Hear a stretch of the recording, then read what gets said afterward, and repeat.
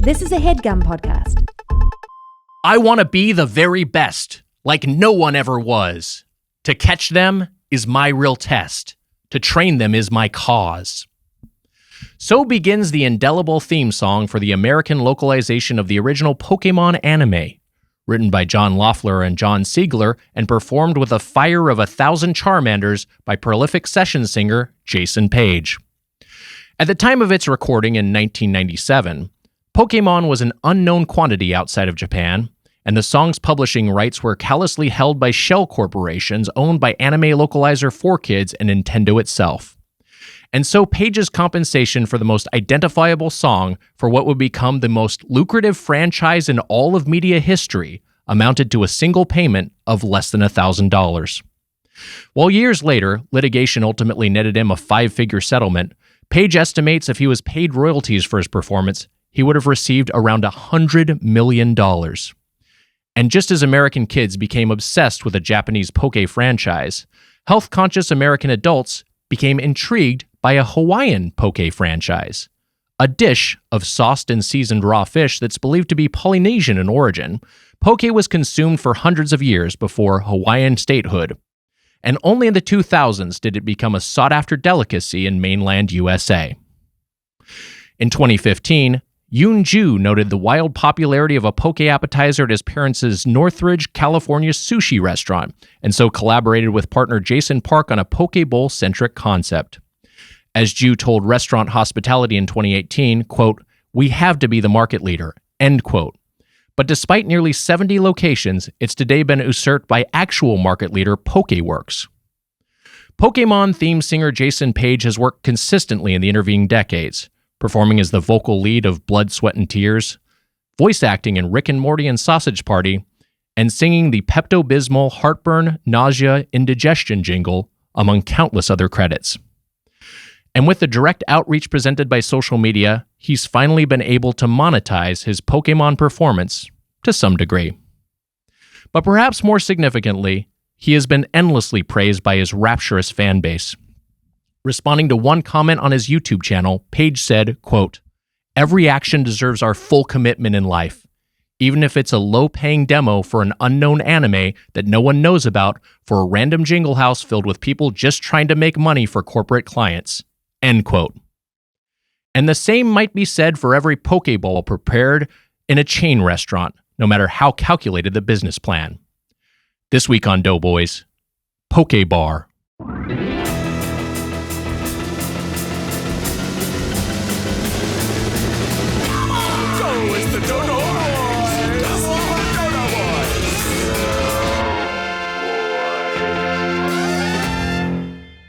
Welcome to Doughboys, the podcast about chain restaurants. I'm Nick Weiger, along with my co-host, Snack Reacher, the Spoon Man, Mike Mitchell. Reacher.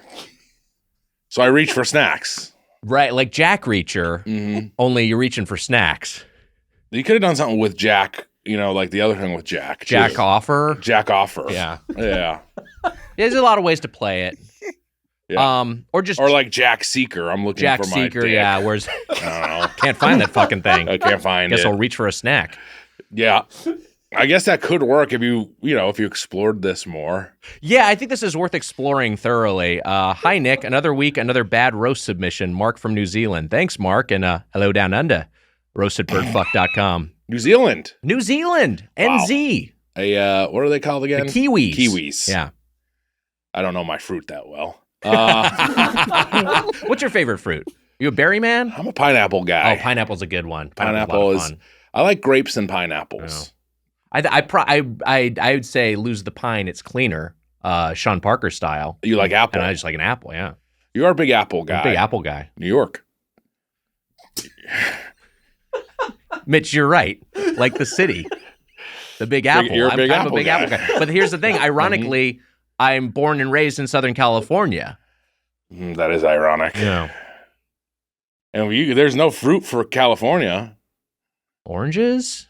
I guess so. Yeah. Wags, I got news for you. One is that I got rumblies, I think. Two Oh, boy.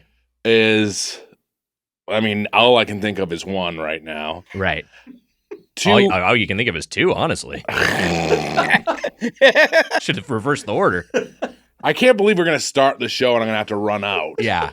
That's all right. And I'm just trying to like it's like the opening, you know? I mean, like also like everyone is back in the Headgum office. It sucks. Yeah. Full capacity. I thought there was all hunks on deck. I thought truly before we started, I thought there was a movie star here, and then Casey was like, "She just works here." Do we? Am I gonna do my own drop today? I got the drop. All right, Casey, hit him with a drop. Doofson. Mark Doofson. Doofson. Doofson's a liar. Doofson's a liar. Doofson's a liar. He said Benicio del Toro lived in a gingerbread house. I saw Benicio del Toro's dick. Doofson is that when you get a ball gag. Doofson's ass. Doofson's ass. They call him Doofson. He slipped me ketamine or something like that, and I was in a K-hole. Doofson claims to have Del Close's skull. Doofson also told me he invented Thousand Island dressing. This is so bad. That was good. That was a good drop. I like that little. Is that a song you recognize, or is that an original composition? I don't know. Yeah, I didn't recognize. I couldn't place it. It's probably from some game or anime or something that people are going to be like, "How do Weiger not know this?" Shut up for a second. I'm struggling here. Yeah, we'll take a break. Oh, no, it's okay. I mean, yes, I think we do have to take a break. I'm about to make an eclipse in that toilet. Is it total eclipse of the sun today? We're recording this eclipse day. This episode's probably coming out in May. Yes. Look. Hi, Doughboys. Just a heads up. Doofson is going to try to claim that he wrote the music for this drop, but he didn't. Jonathan Bronson, Norwood, Mass. I gotta go. Thanks, Bronson. This sucks. I don't want to go. We're gonna take a break. No, we'll be right back with more Doughboys. Keep it going. We can't go without this. No, we're gonna take a break. We'll be right back. Wags, wake up. I'm trying to talk to you about Helix sleep mattresses. Wow. That's right, Helix sleep mattresses. I'm surprised you're sleeping because you're not in a Helix sleep mattress right now. I wasn't getting restful sleep, because the Helix lineup offers 20 unique mattresses, including the award-winning Luxe Collection, the newly released Helix Elite Collection, a mattress designed for big and tall sleepers, and even a mattress made just for kids. Instead of napping in this chair, I wish I'd been napping on a Helix mattress. Wags, I don't blame you. I have a Helix mattress, and I love it. So how will you know which Helix mattress works best for you and your body? You take the Helix Sleep Quiz and find your perfect mattress in under 2 minutes. And your personalized mattress is shipped straight to your door, free of charge. Helix knows there's no better way to test out a new mattress than by sleeping on it in your own home. That's why they offer a 100-night trial and a 10 to 15-year warranty, Wags, to try out your new Helix mattress. Everybody is unique. I'm unique. Mitch is unique. Casey is unique. Emma is unique. You, the listener, are most unique of all. And everyone sleeps differently. That's why Helix has several different mattress models to choose from, each designed for specific sleep positions and feel preferences. Models with memory foam layers to provide optimal pressure relief if you sleep on your side. Models with a more responsive foam to cradle your body for essential support in stomach and back sleeping positions. No matter what position you sleep in. Plus, it's got enhanced cooling features to keep you from overheating at night. And if your spine needs some extra TLC, they got you. Every Helix mattress has a hybrid design combining individually wrapped steel coils in the base with premium foam layers on top. It's the perfect combination of comfort and support. And Mitch, you took the Helix Sleep Quiz. That's right, Wags, and I was matched with a Moonlight Luxe mattress because I wanted something that felt nice and soft, like I was sleeping on a cloud. And that's what it feels like. And you know who loves it? Me. You know who else loves it? Guess. Wally? Yep. Guess who else? Irma? Yep. Mrs. Mitchell? That's right. The four of us, every night, are loving that mattress. Not only is this the best mattress you've ever slept on, but the setup was fast and easy. Helix mattresses are delivered in a box and straight to your door for free. Plus, Helix mattresses all come with a 10 or 15-year warranty, depending on the model. Helix is offering up to 30% off all mattress orders and 2 free pillows for our listeners. Go to helixsleep.com/doughboys. That's helixsleep.com/doughboys. This is their best offer yet, and it won't last long. With Helix, better sleep starts now. Wow. Wow. This show is sponsored by BetterHelp. Mitch, we've all got things that we really need to get off our chest. That's right, Wags. But you can't always say that to anybody. Maybe you need a trusted ear. Maybe you need a professional, because we all carry around different stressors, big and small. And when we keep them bottled up, it can start to affect us negatively. Therapy is a safe space to get things off your chest and to figure out how to work through whatever's weighing you down. Wags, when I'm in therapy, I think I'm the best version of myself. I've said it before, but hey, you go to the gym, you feel good, you work out a little bit. Hey, my body feels good. I go to therapy, my mind feels good. I feel clear. It's helpful for learning positive coping skills and how to set boundaries. It empowers you to be the best version of yourself, and it isn't just for those who've experienced major trauma. So if you're thinking of starting therapy, give BetterHelp a try. It's entirely online, designed to be convenient, flexible, and suited to your schedule. Just fill out a brief questionnaire to get matched with a licensed therapist and switch therapists anytime for no additional charge. Get clear. Get it off your chest with BetterHelp. Visit BetterHelp.com/Doughboys today to get 10% off your first month. That's BetterHelp, HELP.com/Doughboys. All right, welcome back. The earliest break in Doughboys record history. 4 minutes and 6 seconds. That's what we have on the clock. How you feeling? I'm going to say this. Yeah.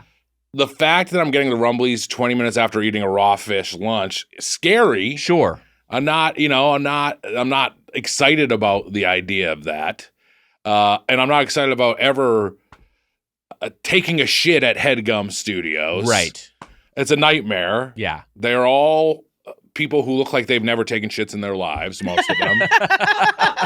And luckily a lot of them were out. Oh my God. A lot of them are outside. Were they outside? Whatever. I can't. They saw you go to the bathroom. They went outside. Is that what you're worried about? They were all outside having lunch, and Yeah. I was like, now I'm like, can they hear me more out there? I don't know. Which All bathroom were That's you a in? loud Always- they can't hear you. Yeah. We have soundproof. We have 2 soundproof studios. There's like Can't they make? Two rooms in between the bathroom and where they were outside. Yeah, I promise they didn't hear you. Is there even a window in that one? I don't think there's a window. There's a window. I was in the. Oh, far, you were in the other one. I was in the Okay. far one. You were in the far one. Yeah. Yeah, it is. It is the studios Which are there- so. I was gonna say there is a window where someone who's in that house could look down and see me with my tiny dick wiping my ass. Yeah. Probably. But wait, what were you gonna say? There's 2 studios. Oh, I was just gonna say it's like the soundproofing is very good in the recording studio, not in it's the like they took bathroom. the opposite approach in the bathroom. They installed the echo toilets. Just amplifies everything out. Can't to the they? hunks. Can't they do something? Yeah, or I is know. it for the hunks to know that we take shits? Can't they soundproof those things a little bit? would be nice. Jake, Amir. I mean, honestly, that's an Anya ask. Let's put another thing on Anya's plate. So it's just me Soundproof in the the bathrooms bathroom for the for the playing Doughboys. music on my phone, which Yeah. was Little Miss Can't Be Wrong. So it's like Little Miss Can't Be Wrong, and I'm like Yeah. underneath the fucking music. It sucks. And guessing by the amount of time you took in there, you listened to that song 4 times, 5 It times?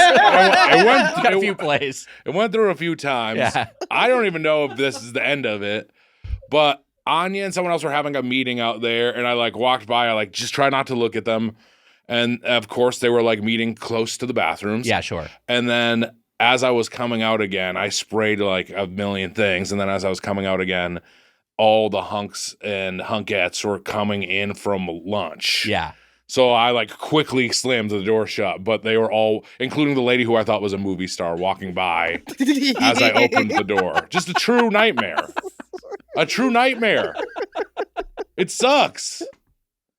You rode your bike here today, is what I was going to talk about. Yes. we got sidetracked by the rumblies. I got I knew you were going to do this, so I did a Peloton ride at home today. So I'll try to Wow. get some pedals in too. Well, here's the crazy thing. I mean, I shouldn't tell the amount of time it took to get here from my Yeah, home. people will be able to map it out, but Yeah. you don't have a super long ride, but it's a substantial ride. It's easier Yeah. for you to drive. Yeah. It was Good for you. Yeah. How was the ride? It was good. I mean, I guess I could say they can't find it if I say it's within 15 minutes, but it was close to 15 minutes. Yeah, sure. Which is good to Healthy go ride. first to go. I almost got hit at near on a street where I shouldn't have gotten hit. Yeah. That's all I'll say.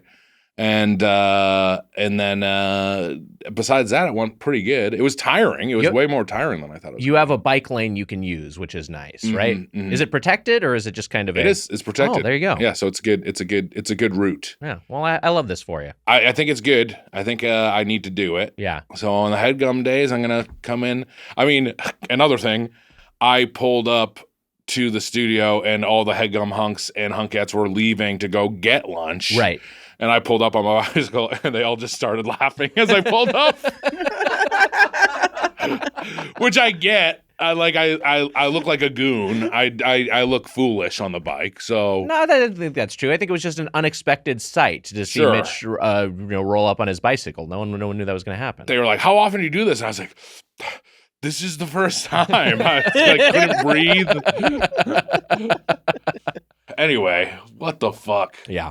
Eclipse day, things are going wonky. You know what I mean? Things are going great. I mean, we should the other. But speaking of wonky and things going awry, Emma's not here. Yeah. Jemmy's not here. Jemmy's not here. I got a pillow. Amelia's instead. out of town seeing the eclipse. So we're kind of Casey's keeping the ship running. Is that why Amelia's out of town? She went to go see the eclipse. eclipse. I'm almost positive that was the reason she's out of town. Can't you do it anywhere? No, there's a better place to view it because the way the sun is moving, it's like you have a better perspective on a full eclipse. Did you see the picture she sent? It's a lovely photo. Amelia, you weirdo. I, in hindsight, don't authorize this trip. I'm just going to pet this pillow the whole time. That doesn't seem creepy. Did she really go for the eclipse? You can ask her, but I'm pretty sure that's why she's out of town. in a cabin. And Yeah, she's posting we're watching the eclipse. She went specifically to rural New England to get a good look at it. What the fuck is going on up there, Amelia? Jesus Christ. A cabin in the woods for an eclipse? Sounds like witch shit. Sounds a little bit like some witchy shit. Let's not go, as a man from Massachusetts, let's not go accusing women of being witches. Not going to end well for anybody. They weren't wrong back then. They had a few ideas. Bring back the witch trials. Bring back the witch trials. Bring back witch hunts are fun. They're fun. You know what would be fun? Back in the day, just be witch, like pointing at a woman and saying witch because you thought she cast a spell or something. When you did that, I could see one of your ancestors 100% doing it. I'm sure they did. I'm sure Mitchell blamed someone for being a witch. That was a Weiger in 16th century Estonia. Will you go out with me? No. Witch! What's wrong with your dick? Witch! So many Mitchells. Wags, I got news for you. Wow. Eclipse Day yesterday, I was at the happiest place in the world, Disneyland. Wow. I was there. I had a nice day. Talk about exercise. Got 7 miles in, but probably offset it with churros. Yeah, sure. I didn't get around to. I did ride. What is Smuggler's Run? Still sucks. Still a bad ride. I've heard it's bad. It's bad. Casey, have you ever done Smuggler's Run? I've done it a few times, and it's like if you're not piloting the Millennium Falcon, it's kind of not. I don't want responsibilities. Yeah. Just let me ride the fucking ride. I don't want to have to do a task and then be told I'm doing it poorly. That's just my life. I'm just trying to escape that. Yeah, no, you do bad. I know. You do it bad a lot. I know. That Star Wars land stinky. I think it stinks. Wow. I think it's bad. I think it's a bad. We got to get to our guest, but yeah. And this will lead into our guest pretty well, I feel like. Oh, we'll find out. I see a guy there. I'm in California Adventure at the wine bar. Also, I met a Doughboys fan. Cool. It gave me a ticket to go get food for the Food and Wine Festival in California Adventure. Wow. And there were 3 things left, and I didn't get to use it, so I felt bad. But they were leaving anyways. But a shout out to a couple of Doughboys fans. I saw a couple of Doughboys fans. Because I was gonna say, do you think they were Doughboys fans, or did they just see you and be like, I bet this guy wants a food ticket? No, trust me, we talked for 25 minutes. No, he was a great guy. And then another guy, I think the other guy was Andy, and I forget their names. I shouldn't try to guess their names. They were very nice. Yeah. And shout out to you guys. Thank you. Anyways, I went into the California Adventure, the wine area. I see this guy there. He's like, Celtics fan. He's like, you you bandwagon or you liked him for a while? I'm like, oh, I liked him for like, close to 30 years now. Sure. Or whatever. I mean, like I went when I was a child. What do you want from me? Yeah. Because I was wearing a Celtics jacket and hat. He's like, I'm a Lakers fan. I was like, oh man. He's like, well, was a Lakers fan. He's like, I had season tickets. Once LeBron came, I sold my season tickets. Wow. Hates LeBron. There's a real psychopath Laker fan contingent as a fan of the purple and gold that is just completely rejected LeBron James.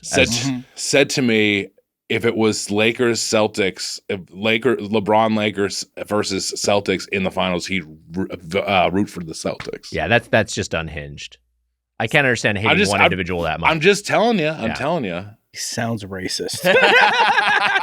I'm like, wait a minute. I won't reveal if he was a white guy or not. He was. Was this your segue into our guest?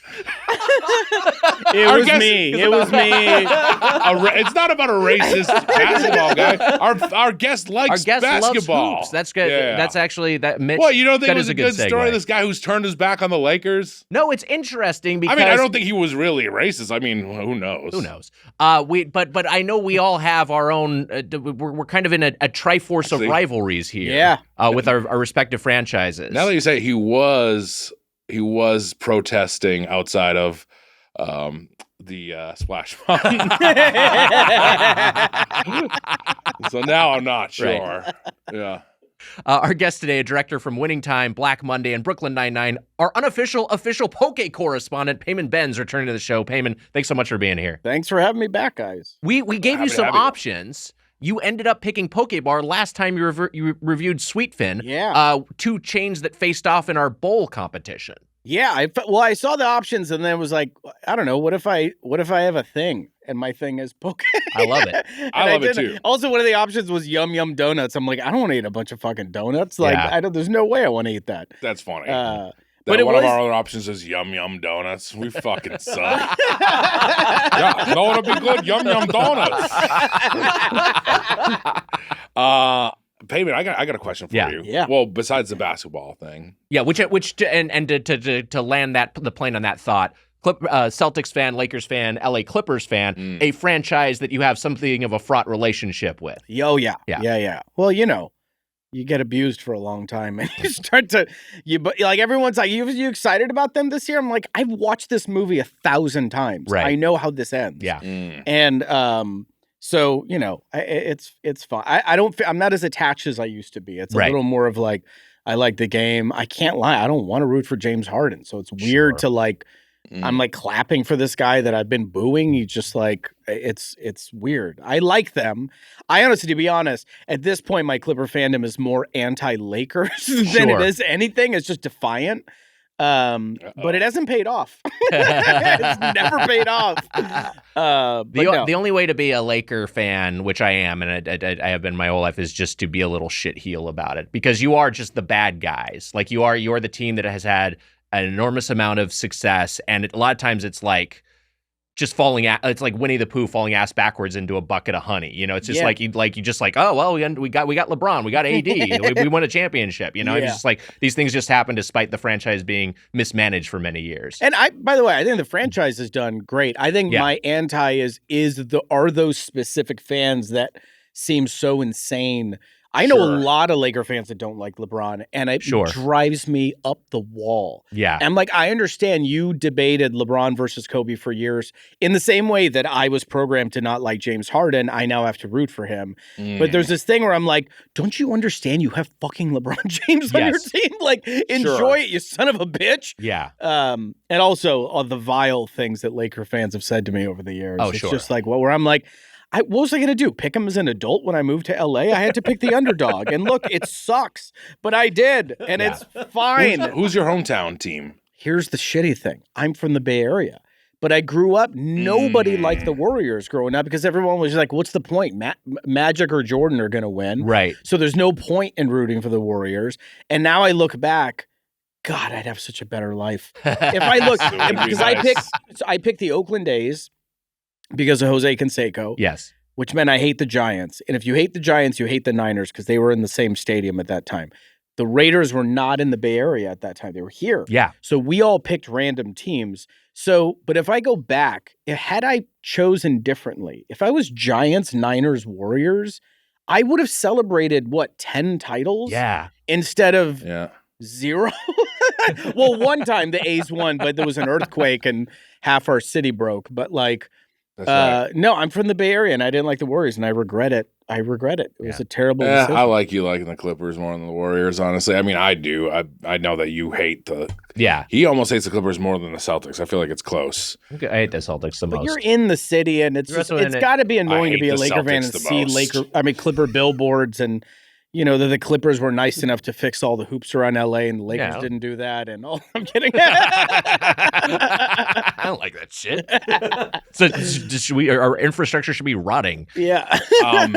Speaking of, I'm the bad guy, like you said, with the Lakers. Was that a Billie Eilish thing you were doing? Yeah, that was. I'm the bad guy. That's what I was doing. I thought I did a pretty good job. It was great. Yeah, it was good.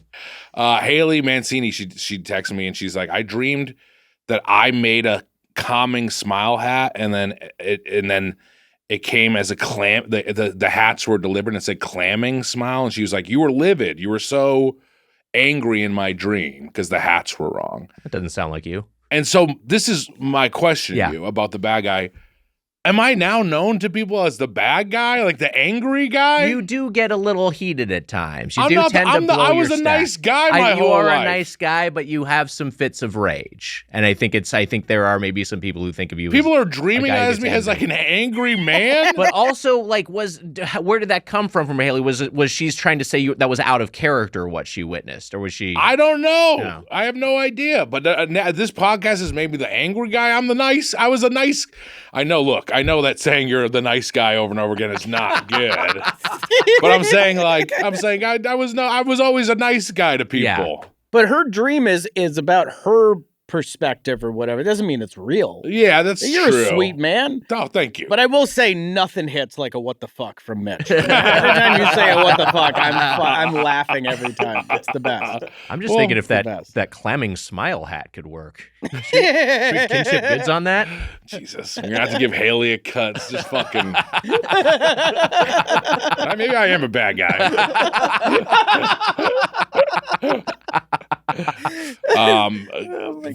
Look, I used to be a nice man. This podcast has driven me to be. You still are a nice man, Mitch. You're a very nice man. You're a very sweet man. Angry about certain things at times. Yeah, because you're bullshit. Your bullshit is bad.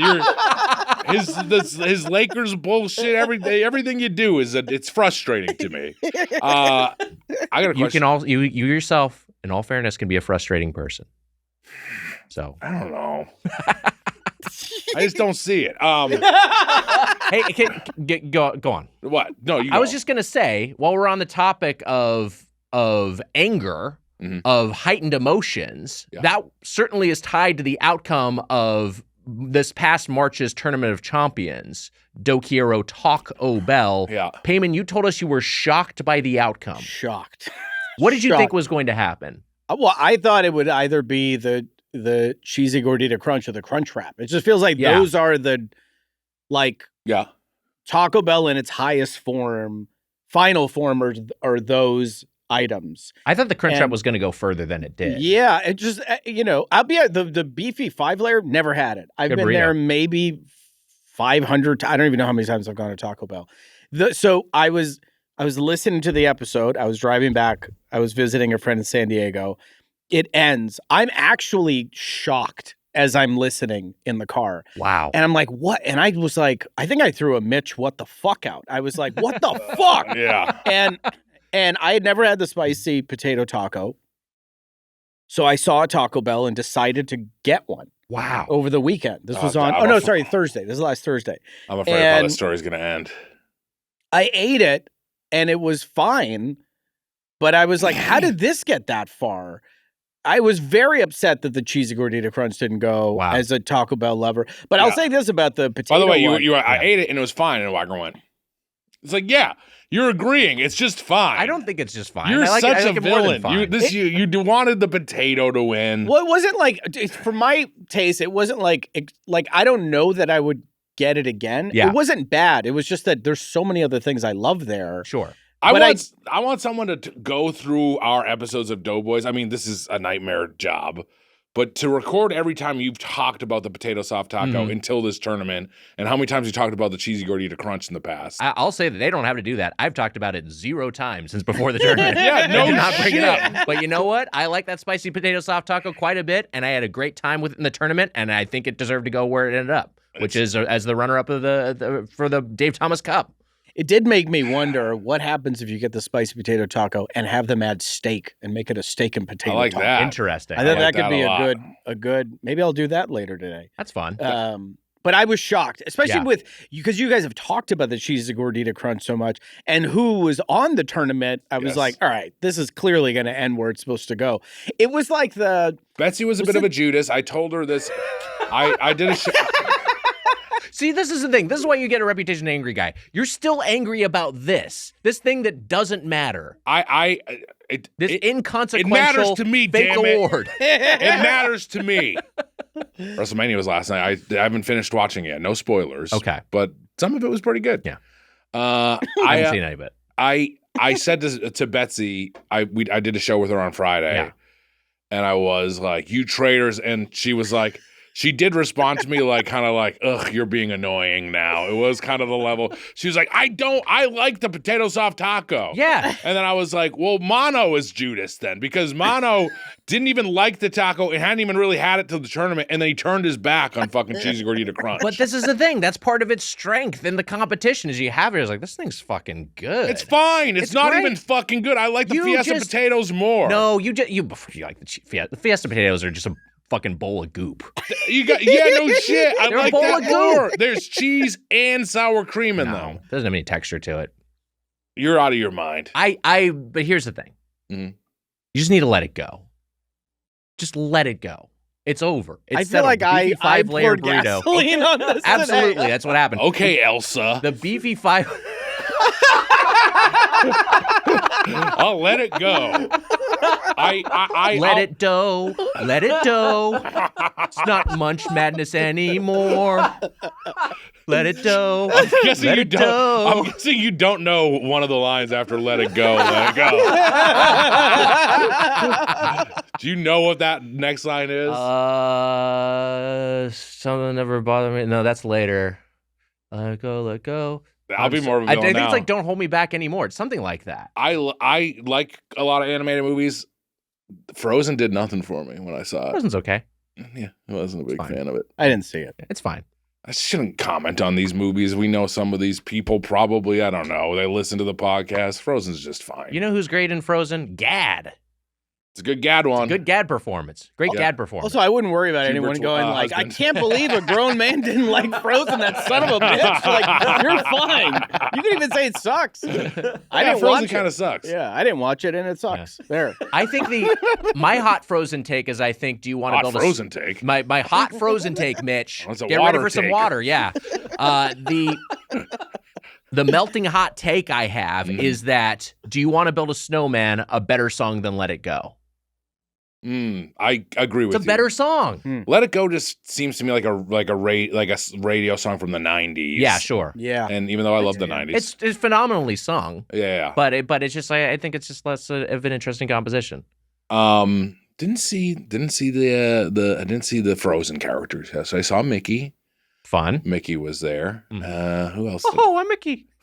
He did. He Pretty did. good. He did Pretty do good. that. You know who I saw? Know who I met yesterday? R2D2. Beep beep boop. He did. He was in He Galaxy. makes the noises. He was making the noises. That's cool. And I Wow. said to him, he like talked with Fran Yeah. Gillespie. He was like talking with Fran for a while. Man, that'd be funny. And it was very funny. And she was like, "Can I hug you?" And then she's like, and then he beeped. And she's like, "I can." And then the handlers there were like, "No, you can't. He's saying no." So she was like going to hug him, and they're like, "You can't hug him." It was really funny. That is funny. And then I said like, "Hi, R2." And then he kind of just like looked at me and didn't say shit. Wow. You little fucking asshole. I've been a fan of you my whole fucking life. You just wheel right by me. He's like, "Get back to work, Chewbacca."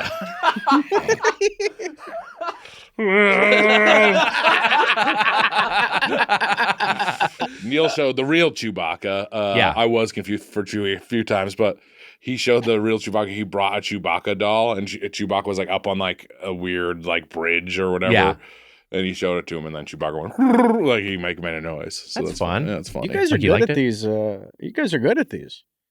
Should we do more impressions? Yeah, I think maybe we should be an impression pod. Yeah. I'm into it.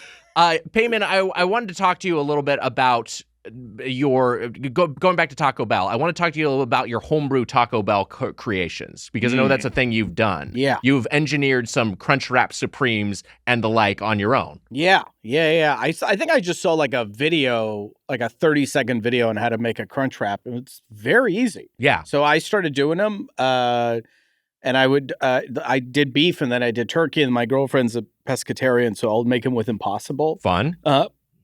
And it's great. It's super easy, and it's very easy, but it looks like you made something impressive when you're done with it. But it's great. I mean, it takes like a couple minutes. It's very easy. What is the process? So you get one big tortilla, like a burrito-sized tortilla, and then you need to get another one of those and basically cut. Oh, then you get a tostada shell, like a circle tostada shell. Then you have to get another tortilla and cut basically that shape out. Then on the big tortilla, you put all your stuff, the meat, the whatever. Then you put the tostada on top, a couple more things, and then you put that little circle that you cut.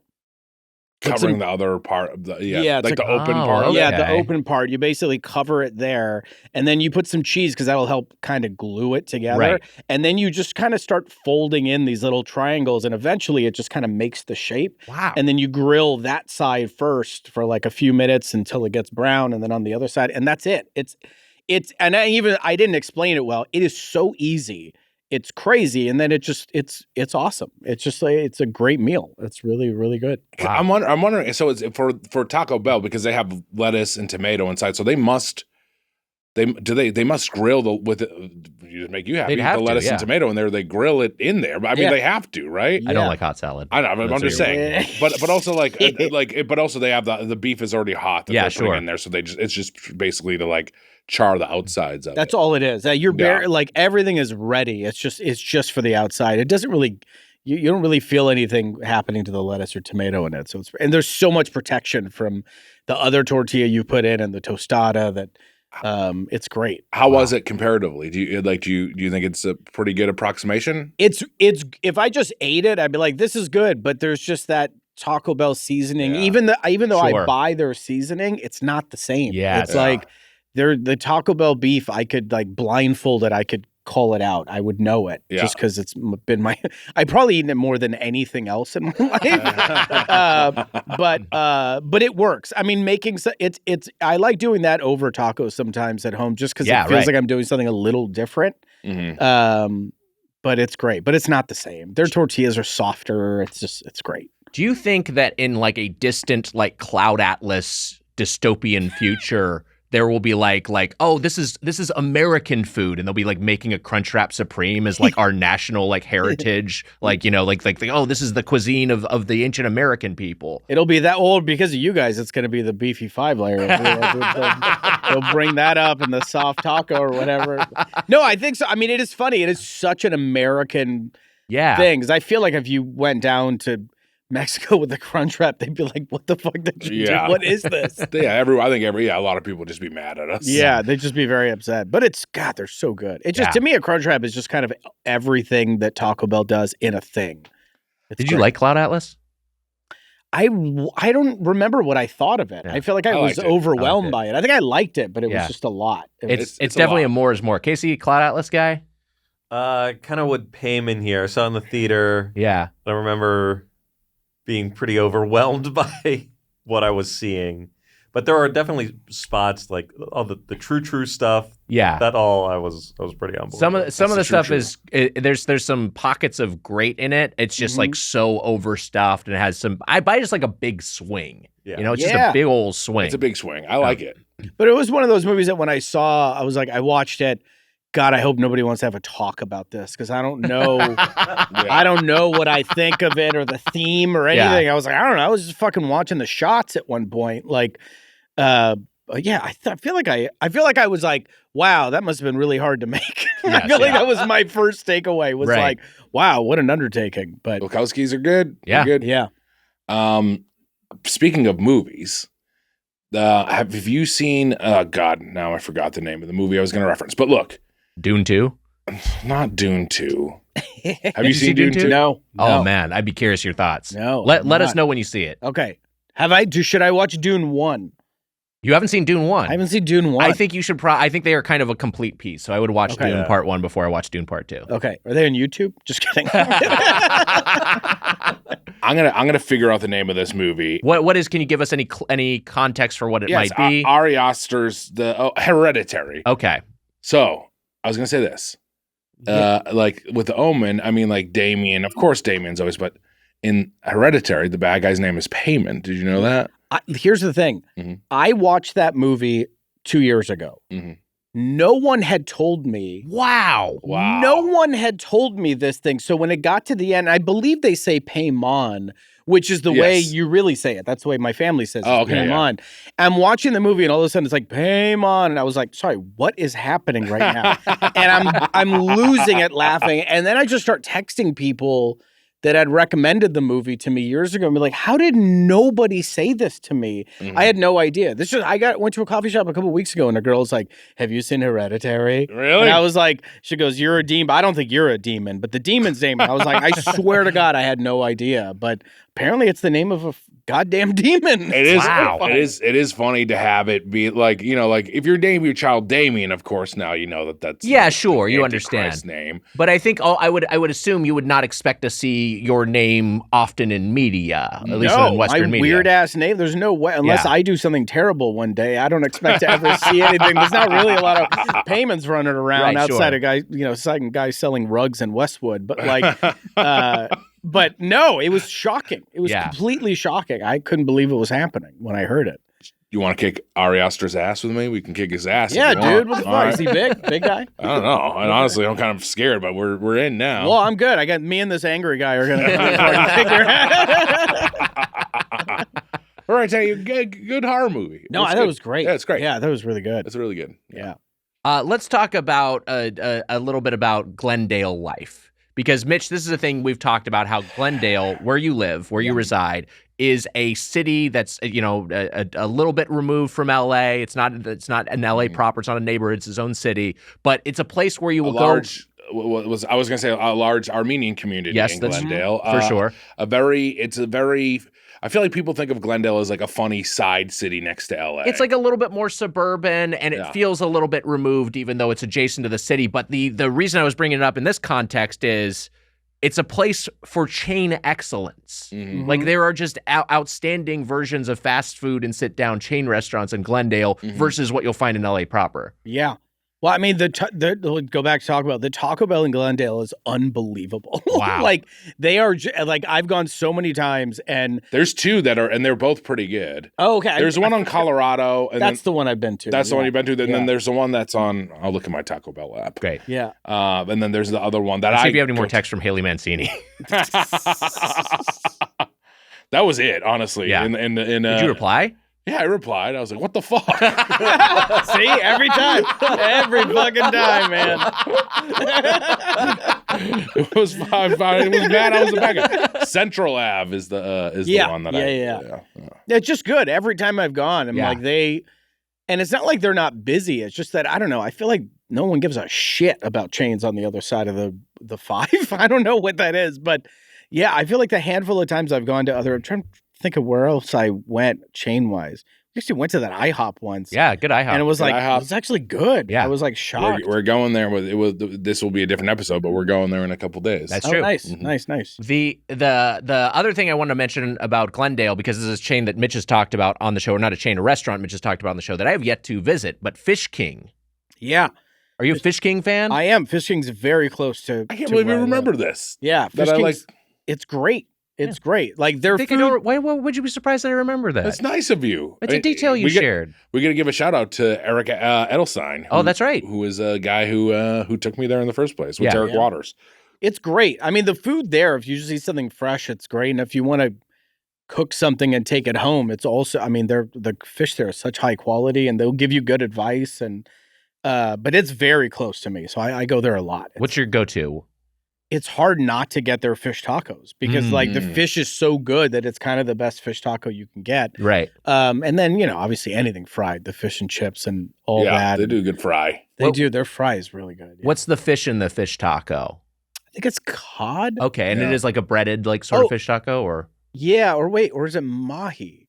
I don't even remember. Either way sounds good. Yeah. It's just good. Yeah. That place is great. It's always packed, super packed. Wow. But, Hey, look, for a little great. Catholic boy on Lent, you go to Fish King, you're in Time trouble. of your life. You're in trouble. Well, you're in trouble because you're Gonna jack off later. you're gonna jack off later. Supposed to give that up for 40 days. It is like a rare Mediterranean thing there because there's so much of that. Sure. in Yeah. Glendale. Well, I was going to talk about when I said the large Armenian community. There is a lot of Armenian food, and there's a lot of other Middle Easterns. But there's Carousel Restaurant, which is famous, and if you want any sort of kind of like Middle Eastern, I'm a huge fan of Greek food wise. Sure. Yeah. But A lot of Persian food. Yeah. There's Rafi's place if you've been. Oh, yeah. You mentioned Rafi's, yeah. It's fantastic. I gotta give a shout out to Mini Kebab. Yeah, One of the that best. That place is great. Mini Kebab. This guy Armin runs it, not our Armin, but another Armin, and it rules. You couldn't picture Armin running a restaurant, anyways. It'd be funny. It would be very I'm laughing. funny. I'm thinking about just like we're thinking about Fran talking to R2D2. It's funny. He'd be very frazzled. But no, it's great. It's great. It's an interesting place to live because everybody looks like me there. So it feels like I feel like I'm in a waiting room for an audition for like a Payman Benz type. Like everywhere I go. The thing I tell my girlfriend, I was like, what's great about Glendale driving around is I know what I look like in any outfit now. So I can go because I'm so bad at I don't know. I usually wear just the same stuff all the time. Sure. And then I'll like Photoshop myself in shirts so that I don't know what I look like in colors. And now I'll just like go to the Americana and I was like, oh shit, man, orange is not a bad color for my skin tone. It's great. It's great. It's just like my body doubles are everywhere. It's great. Normally in like a white Mercedes giving me a dirty look for some reason. But, like it's great. I've gotten that look plenty of times. I've pulled out of the Taco Bell drive-thru. My trainer was in Glendale. Wow. Oh, yeah. So I would see like a lot of cool Armenian guys, and then I'd be like, I'm done with my workout, and I feel like a fucking idiot. What commands did he teach you? Wait, what? Sit, stay, roll over. This is why he's angry. I'm the bad guy. We're having fun. You're the bad guy. He is. Wags, I pulled up. Yeah. Look, to segue into the restaurant, I mean, I'll say this. When we tried Sweetfin, I hadn't had it. I feel like maybe it was one of my first times ever having it. Payman and I were talking about this before you got here, which is that it was your first time having poke. Yeah. Our memory was on that episode. And guess what? I loved Sweetfin. You become a poke guy. I get Sweetfin quite a bit, and when I was doing my walks with Susser and Jack, we would walk around the reservoir and then walk through there and get a Sweetfin, and I loved it. Nice. You got something funny to say there? No, I was just gonna. A long walk. You guys are slow or some shit. I don't know. Were you off leash?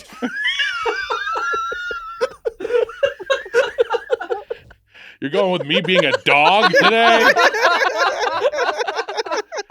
I miss Jemmy. That's why. I wish Jemmy was here. Me too. Yeah. It's funny They that travel in packs. Maybe he's in a bad mood. Sorry, I had to. I don't think you're a dog, Chewbacca, and a dog. You got me doing it now. This isn't even my nature. I see what he does to you. It's funny that I chose a day to ride my bike here where I feel like I might have diarrhea for the rest of the day. Right. It's just, of course. It's not ideal having to ride the bike home, and I've definitely had to ride my bike home in a hurry, having to take a big shit, and it's horrible. I know. You have to exert your body. Well, Yeah. Any Doughboy detectives out there, if you want to find where I live, just follow the trail. From Headgum to my home. It's another one of those shit episodes. We shouldn't get into it. Sorry. It's fine. Well, this is interesting. Go on, please. Oh, what's interesting? No, I was gonna say, well, on the topic of having some sort of intestinal distress. Yeah. Poke doesn't really do that to me. I actually find that it's usually like very like I'm always a little bit anxious about eating raw fish, even though I love sushi. Like I always feel like I'm gonna have some sort of intestinal distress, but it usually sits pretty well with me. I find it's like a pretty light, nutritious meal. Mine was pretty spicy today, which was not. I got spicy tuna and then I got some spicy mayo, but I didn't think it was going to be as spicy as it was, and I can deal with heat all right. Yeah, and sure. Then eating it, I was like, oh, this is like I am like sweating a little bit. I also got off my bike moments before, so I don't know if that's what the sweat was from, but I could feel the heat. I pulled up Wise. Well, also I'm going to say this. Sweetfin, it's become a go-to, and I like Sweetfin a lot. Yeah.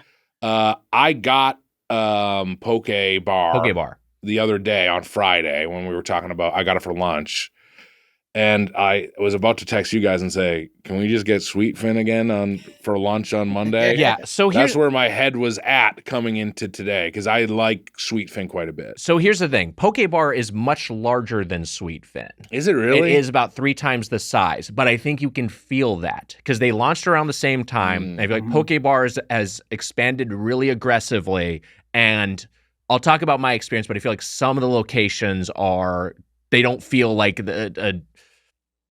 what I want from a poke place, a place that's specializing in a raw dish, is I want it to feel like, sure, maybe part tiki bar, like a little bit of island fun, but also I want it to feel like a dentist's office. I want it to feel sterile and hygienic. And I did not get that feeling from the poke bar that I went to. Like, it honestly felt like a teacher's lounge in an old middle school. It was just like kind of dingy and shabby inside. And I was like, this just feels like they got honestly, it's because it used to be a frozen yogurt place. They still have this sign up for the frozen yogurt place that they inhabited the shell of, like a hermit crab. Jeez. And they're using the fucking yogurt bar station to prep poke now. And it just has that feeling. It's just like, even though this tastes pretty good, it is kind of off-putting versus the Sweetfin experience, which I feel like you go in there and it feels like, oh, this feels like a Mendocino Farms. This feels like a nice, like a Sweet Green. Like, this is a place where I can tell that everything is fresh. You want it to be like a dentist's office. Yeah. Hey, if someone puts their fingers in your mouth, that would be great. It's a bonus. Some, what's the stuff that you huff? What is it? Nitrous? Nitrous, that's what it is. Which locations did you go to? The one I went to one in Culver City. Okay. So it was, it just was like in a strip mall, and it does not. I'm just going to repeat myself. It just did not. It felt a little dingy. It felt a little shabby. Do you remember Final Destination 2 when the kid's in the dentist chair and they have the nitrous on him and then the thing falls into his mouth? I haven't seen the Final Destinations. You've never seen the Final Destinations? Yeah, no. 2 is a lot of fun. We got to watch 2. I think I'll 2 watch is a them great all at one. some point. That would be fun. We should do them on some bullshit double or whatever. Final December Nation. We'll watch them all. Sounds good December. to me. Sure, why not? This should be the promo. Check it out. We're fucking doing this shit. Final Destination. Here it is. Movies, Fucking enjoy it. I agree with you that you want it to be very cleanly. I mean, like the idea also. The idea of mass-produced raw fish, I don't know, it just does scare me a little bit. Like when you're like, it's 3 times bigger, I'm just like, oh man, all this like raw fish that they're working with every day. I don't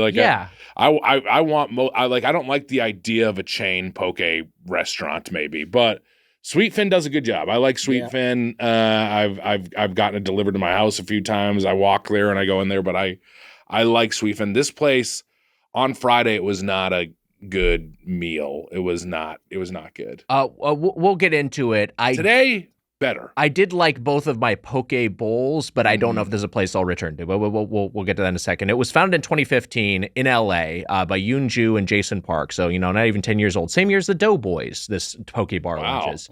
Wow. So the Jew came from Yoon Ju came from a restaurant family. His parents owned a sushi restaurants. called Yanagi Sushi that's in Northridge, California. They had a poke appetizer. It sold like hotcakes. And he was like, why don't we just build a concept around this?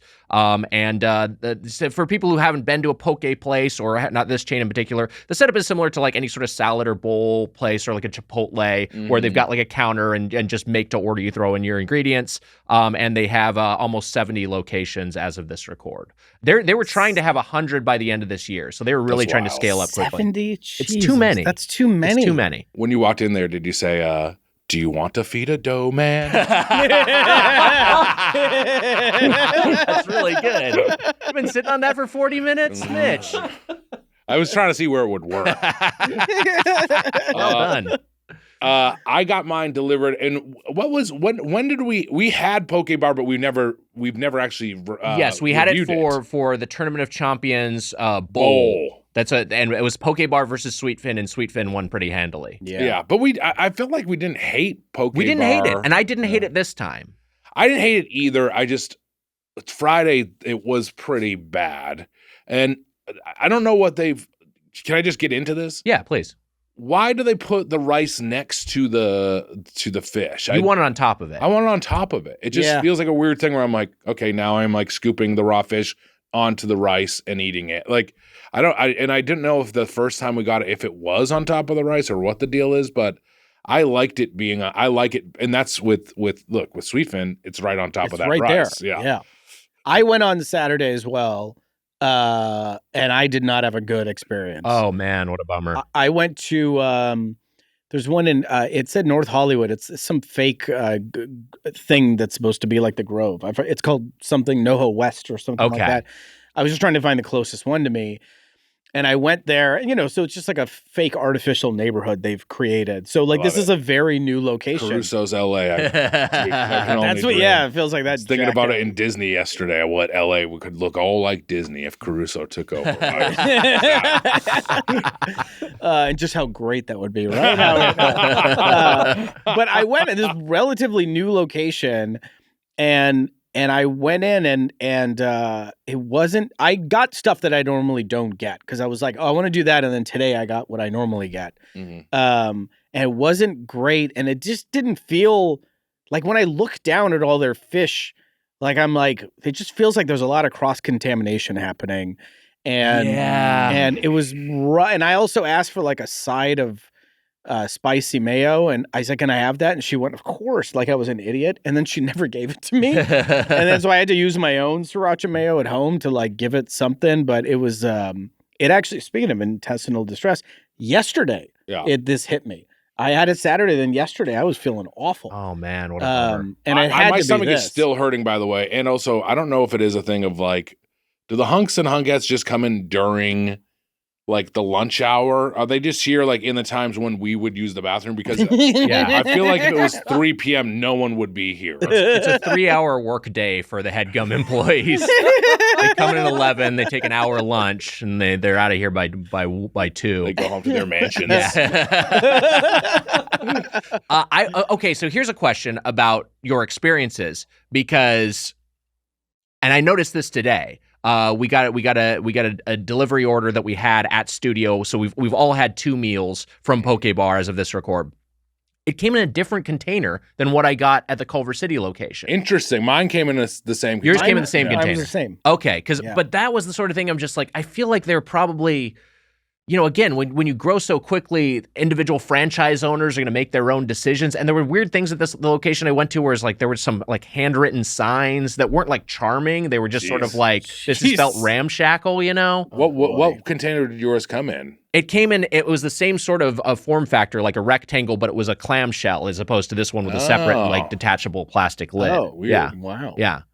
But it is the kind of thing of just like it kind of gives you pause because what you want from a chain, again, especially a chain that's serving raw dishes, is uniformity and predictability. And if you're going to be throwing curveballs, I don't know. To me, it affected my experience.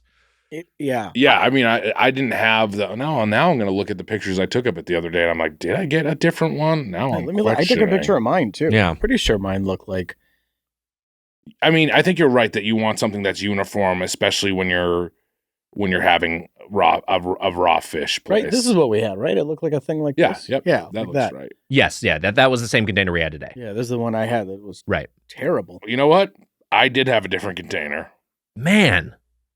That's very interesting. Yeah, it's weird. It's just weird, right? So this is what we had today, and it was the same size, by the way. So this is what we had today. Mhm. Yep. And then this is what I had on Friday. How did I have so many pictures since Friday? That's You what went to Disneyland. That's how what I had on Friday. Yeah, it is a yeah, that's different- that's that like actually an looks like a oval. Chipotle bowl. It looks It like a does. Chipotle bowl. What the hell? It's weird. I What did kind go of to chain is Disneyland. this? What are you guys doing? You're too new to be doing this stuff. Want to see Hanford and I on Thunder Mountain? Yeah. Oh, nice photo. Look at you guys having That's fun. great. I'm taking my son out for a little. I know. Look, he looks Thunder like Mountain. he was like, fine, you could take a photo. That's great. So when I went, yeah, actually, this was actually yesterday when I went to this other location. I got half white rice, half spring mix. You get with a medium size, you get 3 proteins. I get tuna, spicy tuna, and shrimp. Cucumber, green onion, edamame, and jalapeno because I'm a bit of a heat seeker. Spicy mayo, ponzu, and sesame oil. And then there's so many things that you can add on. It's too imitation crab confusing. and stuff. I mean, you can build your own bowl at Sweetfin, but there are so many prefab bowls or whatever. That's the other thing. I want a prefab option, and they don't seem to have any here. I got a prefab one, but they're also okay. they're weird. I mean, Yeah. like they are. It's not like Sweetfin. Look, I commend you for getting half salad, even though I'm like, why? Come on, what are you doing here? But the other part of it is like, I don't want to eat raw fish on a salad, I guess, I can't do it. It also doesn't really work because you just end up with really like just wet spring mix because there's so many like moist ingredients. I've avoided it. I actually on Saturday, because I've never seen it before, was like, oh, I'm gonna try the kale noodle base. Was that on the menu? Yeah, that was an option. It was Good for horrible. you. I was It's gonna say, horrible. Jesus. Well, it was just felt like I was eating a bowl of cold. Like it just was just like man. cold mush, and it didn't have the sensation of like a soba noodle, which I really love, like a cold soba. It just felt like what I love about poke when I have it with rice is like the contrast of the warm rice and the poke that's a little cold or room temperature or whatever. And I just felt like I took something out of it. Almost felt like I took a dinner dish from the fridge out and didn't want to warm it up and was just eating it. Ugh. And it is. I love that as well. And today I did get that, but on Friday I did not get that at all either. It was like, yeah. It was too. I don't know. It just was too much. And then definitely my stomach didn't like it. I also got the OG tuna, which I had never gotten. And I don't really know. That's a prefab, right? Or well, it was one of the fish options. okay. And I got that and albacore and salmon when I went Saturday. And then I didn't get a lot on it. I got like edamame and I was like, let's try corn. I've never put corn on a thing before. I just made all the wrong choices. And it was terrible. Man, terrible. Well, you know what it was? It wasn't awful, but it was like when you're going to a meal that you're excited about and then it's like average, you feel like you wasted a meal. And I remember thinking like, God, this could have been really great. Why didn't I just get what I normally get? But I was like, I'll do that Monday. I want to give a full accurate review as if there's something like this is so important that I had to do it. I was so riled up from the tournament that I was like, I gotta give an accurate thing on Poke Bar. I didn't like it. Poke Bar, gotta eat them all. Yeah. Maybe I had something like that locked and loaded for later. It's fine. We don't need it anymore. You 100% should do it. We're fine. You're doing it, No, we're motherfucker. doing it. You're doing it. I thought it was great. No, yours was great. You're doing your thing later. Look, Wags, I went to the menu online, and this is frustrating because I got the firecracker on Friday. Is it a different restaurant that I want? No, it's not. Well, that's the other thing. They're because like I downloaded the Poke Bar app. It was only for the Bay Area Poke Bars. And I was like, what? Like, what? This isn't like a national unified app. This is like some different franchise owners just like launched their own thing. It's crazy. I just clicked on it on Postmates. 6 minutes until closing. They close at 2, I guess. Weird. They're in Headgum hours. Should go down there, see the hunks working on a Poke Bar. Let's see here. So also I don't like the signature bowls. So there's Firecracker, Original Salmon, the OG. So is that what you got? The OG? Well, the OG was just one of the fishes that Okay. Yeah, one of the. I don't even know what it was. Goody Mob, Sunset House, Cali Roll Bowl.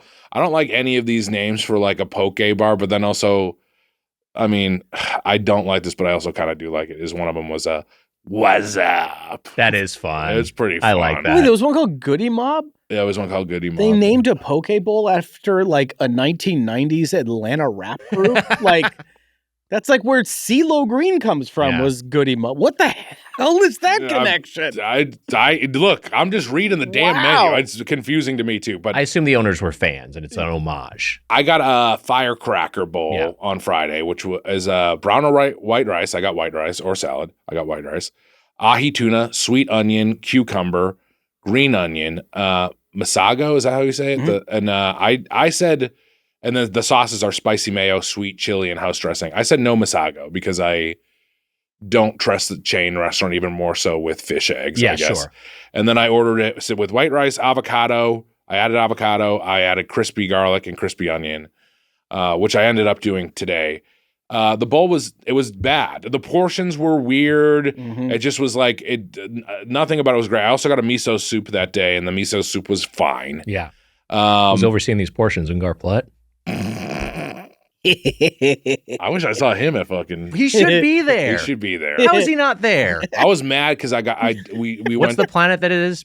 Batu or something? What the fuck's it called? Batu isn't Batu's the name of Galaxy's Edge planet. That's what I was isn't going to it? ask. So, like, Oh, all right, but what- Unkar Plut isn't in the Batu continuity is probably their issue, right? They're which like, is he so wouldn't because they stupid. overthought all this shit. They Just have Darth Vader walking around. No one Darth gives a Vader shit. should be there. They're fucking idiots. Yeah. Darth Vader's not there. He's not there He's not because there. they have a specific timeline that their fictional slice of the Star Wars universe takes place in. They're like, well, Darth Vader wouldn't be around. So it's so dumb. stupid. The world is burning. Who cares?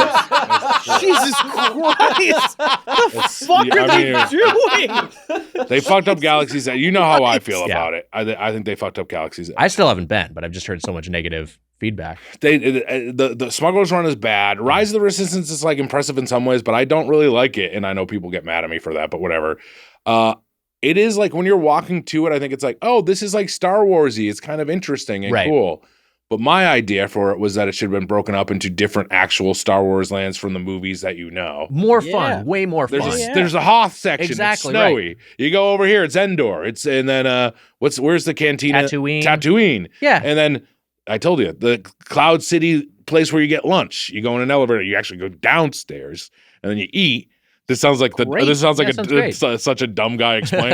You take the elevator. The engineers make it so you go downstairs, and that's where you eat the lunch. But I mean, like they could have done they could have done anything. What are the Imagineers doing? I mean, I think a lot of it is the dipshit who runs Disney. That's what you do. I mean, you do have a dipshit Imagineer character you just created that you can play around with. I like this guy at Disney where Yeah. hey, you get an elevator. Sometimes they go up. Guess what? This one goes down. This one goes down. You think you're going up, but you actually go down. But that's if you, Tomorrowland. It actually it takes place today. wait. So now he does bad ideas too. Oh wait, is that the game? He has good he ideas. has good ideas. Oh, he sounds like a dumb guy, but he's got good ideas. He's describing them dumbly, maybe. That's don't what know. it is. Okay, got it. But in the Cloud City, if you go, if you, it's like there's a big tower, so it seems like you're going up there. Then Yeah. you go down, and then you use like you're underground, but like it could be like an indoor thing, and then you have this fake skyline that's Cloud City, and you're eating lunch in there. It's great. I mean, come A lot on. of fun. What are they doing over there? Batu sucks. No one knows what No one Batu cares. is. Just no one cares. cares. Is the issue. No one cares about fucking Batu. Tear it down. We want to see Lobot walking around. Give me a Where the Lobot fuck walk is around Lobot, character. you Where the fucking fuck is idiots? Lobot? Yeah, you fuck. What the fuck? Also, What the fuck? what the fuck is Lobot? Is my question. Tell us what Lobot is, because we want to know. He looks like he's wearing headphones. He's an android. We don't know. Doesn't talk. What the fuck is he? What is he? Actually, it's one of those things where it's like it's good world building that there's some mystery there. I don't Sure. know exactly what Lobot's Yeah, deal is. I don't have to know. Not the everything has to story. be explained. Yeah. I don't need to hear I don't need Lobot, like a Star Wars story. Lobot. Yeah. I don't need to do that. You just put it out there. Yeah, You're exactly. gonna do it now. They're making it. It's gonna be a Disney Plus original. How'd you get your name, Lobot? That's so fucking stupid. I don't know if you had an answer. What's for that? Man, that robot is so far beneath me. It took an elevator down. That guy's in it. They don't cast you. That would probably happen. Their loss. So I also want to say this. I signed up for Genie Plus Pass. This is okay. So yesterday, Disney ticket with Genie Plus Pass, and Park Hopper. So it was go to both parks. So I will say that. But go to both parks, Genie Plus ticket for the day. Guess how much it was? Can you guess how much money it was? $200. $300. What for one person? For one person. $300. $300. What? To go to a theme park? To go to a theme park, Park Hopper and Genie Plus. And then that's not all. Do you I know? prefer Genie Bus.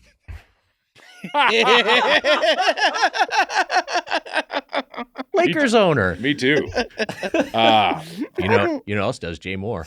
It's true. Congrats to the couple. Congrats to the lovely couple. It's only $200 man.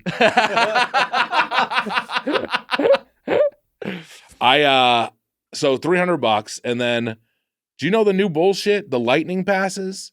I've heard of the lightning pass. I don't know how it works exactly. There's the popular ride. So if you want to ride Rise of the Resistance, Genie Plus doesn't even work on it. You have to pay a fee to ride Rise of the Resistance, $26. Wow. On top of the $300 you paid. It's an extra 20. It's another upcharge. So if you're like a family and you want to, unless you just sit in the ride for, like 2 hours. That's what the family does. They go and they endure the long wait. Damn. Or they just don't go on it. Oh, they just don't go on it. Yeah, what, there's just like a register up there and you got to put your credit card? You do it on the app, basically. That's the kind of thing that's like I don't want to sound too much like a back in the day guy, but one thing I liked about theme parks and water parks is that it's kind of a place where everyone's on the same footing. You know what I mean? Like you can have a lot of money and go there, but like now that it just mirrors our society where you can buy your way to the front of the line or buy your way into certain experiences, it's just like, well, now this isn't even an escapism anymore. No, and when they first implemented like Fast Pass, it was decent because you used your ticket. Yeah. And then it's like, hey, and it was still kind of like equal, like everyone gets a Fast Pass for this ride and you can use it later, but then it turned into, of course, a money game. But $26, the Cars ride was $16, which we bought, and then the ride broke down. Anyways, no way. Sucks. Yeah, fuck it's Disney. Like in-app purchases, but in a theme park. It's like you think you've already paid $300 is crazy. You fucking nerds. When you get mad at me when I say Disney stuff is bad, you fucking dorks. They're evil. People defend Disney? Who's defending Disney? They defend Disney in the Star Wars movies and all that bullshit. They get mad at me. Disney sucks. Yeah, it's a bad I love company. it too. Bad company. Bad company. Anyways, Pokeballs. Wait, so I have a question about the Lightning Pass. Mm-hmm. Does it feature Lightning McQueen? No, huge missed That's opportunity. bullshit. What are they doing there? Bullshit. Now you're mad too. I'm fucking pissed off. Yeah, right, you fucking You idiots. fucking nerds. Fuck you. It's funny to call them fucking nerds because you're mad that Lightning McQueen isn't a part of the Lightning Pass. You know what's funny is that Hanford brought this up yesterday. He's like, remember that phase when Weiger wore old Disney stuff for a while? I was like, yeah. Hanford's like, that was weird. I actually went to Disneyland. I had a Disneyland crew neck sweatshirt that I got, and I had a Cars hat that I was wearing. Bring it back. Yeah, I still have the Cars hat. The problem with the Cars hat is it frayed a little bit, and so you maybe have experienced. We're all frequent hat wearers. It was like piercing my scalp when I put it on, because some of the netting was like folded in, so it was just not comfortable to wear. Well, bring back the Disney look. I like a lot of Disney stuff too. I love Disneyland. There's nothing like as a kid, like at the end of the night when you're going back to the car and you go by and you smell the stuff from the bakery and the lights, and it's sad, but it's beautiful. There's nothing like that walk back. It's the greatest. I love Disneyland. I think Disney has an old sewer system because it kind of does smell like shit too. There is like a wafting of shit in there. There's some bad smells at Disney. Or here's a question since we're on this topic. What is your what is your restroom protocol at Disney? Because or at any sort of theme park. Like, do you have like a spot you pick out? Do you have a part, or do you just wait for it to happen? You're just like, well, here we go. At Disney, there are the bathrooms that I know that are like more crowded. People were like making fun of me because I knew my way around Disney quite a bit. I feel like in our 20s and 30s, people go a lot, and there's like times where I go like 3 or 4 times a year. Yeah, and it didn't cost, and it probably cost as much as it cost one day. Right. When it was cheaper, we had annual passes for like a couple years. You know, a great spot to go is like in the Disneyland Hotel if you got to use the bathroom, or like there's like a few spots that are like the very heavy trafficked bathrums. Carlson pointed me towards one that was in California Adventure. This is when we went for the pod.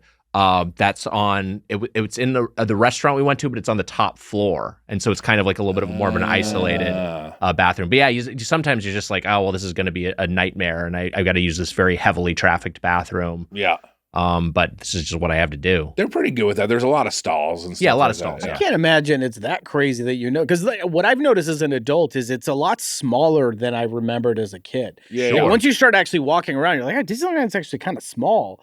Like like as an adult, it like the map makes sense. As a kid, I felt like it went on for miles and miles and miles, and I don't think it makes it weird if you know those. It's good. You want to know where to go. It's good. Yeah. Listen, I'm on your side 41-year-old here. single man knowing his way around Disney. I think it's good. Well, come on, you got to know. Here's what I will say about any sort of experience. Why I'm talking about bathrooms is that for me, like I always think of Maslow's hierarchy of needs, and if I'm like, I'm not going to have like if I'm not going to be well fed, if I'm not going to be hydrated, if I'm not going to have a comfortable place to take a shit, if I need to, like I'm going to have a bad experience overall. I don't care what exotic of a locale I'm at. Like I need these basic things to be handled. I need a good night's sleep in advance. And also, can't they just like make the the toilet like a robot, like an animated robot? That'd be fun. Thanks you for shitting in it. Yeah, that'd be great. I think that's fun. Nice one, buddy. There you go. And it goes down. I think that's fun. Compliments. Wow. Healthy shit. You must feel lighter. Here's a coupon for the cafe over around the corner. Oh, so you guys are about shit. I've never in a theme park. You just don't do it. I will be. It's not too bad to do it. I will say in my life, and this is going out on a limb. Yeah. But I would put money on it. I think I've gone number 2 in public less than 20 times. That's wild. Holy shit. It just, my body just, when I leave the house is like, no, it's not going to happen. Done. Yeah. But there are times where I was once eating with a friend in West Hollywood, and he's like, you got to eat the steak sandwich. It's unbelievable. So I ate the steak sandwich, and then as we're writing, I'm like, oh boy. And we were where were we? We ate at this place called Boa, and we went upstairs to, what's that stupid place people pay money to go? Soho Club? Soho House, yeah. So we go up there, and I'm like, what the hell am I doing here?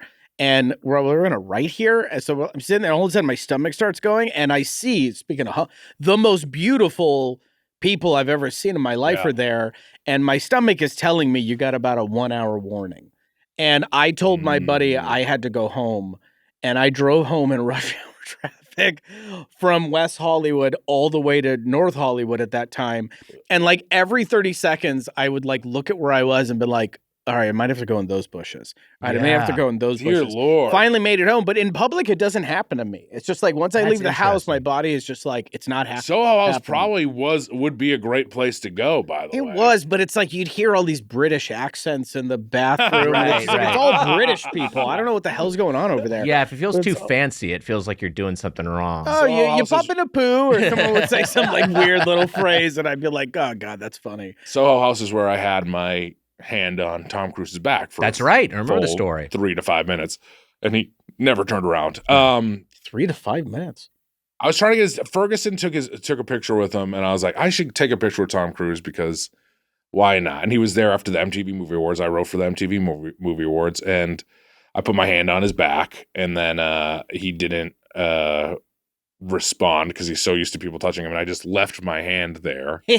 And after about 3 to 5 minutes, like a very long time, I just took my hand off of his back and walked away. And he was like, I'm much colder now. I mean, I was sweating. It was like, I know that you're like 3 to 5 minutes, but I was like, my hand was on that guy's back for so long. Wow. Like just trying to get his attention. And he was just talking to a couple other people. He was in the zone. And then I saw Chris Bosh. And I said, you're going to come to the Celtics, right? And he went, huh. And I walked away.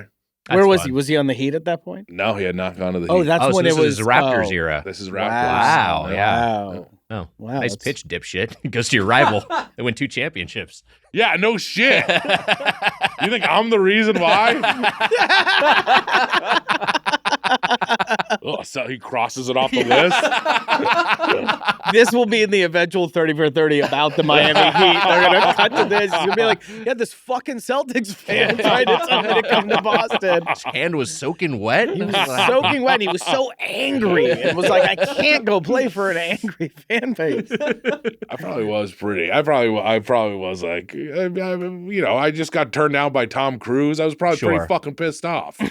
It's tough to pick your spots. That what we were just talking about, that story about driving home, and you made it home. I've had like, I think I've told the story of the podcast before, but I had one of those situations where I was like, oh my God, I just have to take a shit. This is an emergency. And like, you're like negotiating with your body at that point. You're like, look, we're almost home. We're this far away. Just make it till then. And sometimes your body's just like, no. And for me, I was like 5 minutes from home. And I was like, I'm just gonna shit my pants if I don't shit right now. So I pulled over. There was a Quiznos. I walk into the Quiznos. I have to get the key from the guy. I go in there and I'm just like blasting like the loudest diarrhea in this tiny fucking sandwich shop. It's the fucking worst. It's an absolute fucking nightmare. I can walk to my house, but I just was like, there was no avoiding it. There was just no way to do it. You can never go back to that. I can never go back there. And I go out and then I buy an apology water and I never show my face there again. An apology water. Yeah. And then the company closed 1,000 locations. Sir, you used our toaster. Fuck.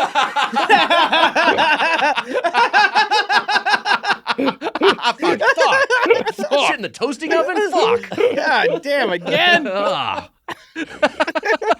That's look. The worst. I've almost in the pilot's chair on the ride home. I've almost browned it out before. Yeah. But it always works out. But I am praying to God a lot of the time. Yeah. Where I'm like, please just let me get home, please. I was actually working on a project, and on that call home, they called me to ask me what I thought of a bit, and I was in survival mode while I was trying to like figure out a joke for them, right? And how I would film it. And at the same time, it would be these rushes where I'm like, am I sweating? Like, what's happening?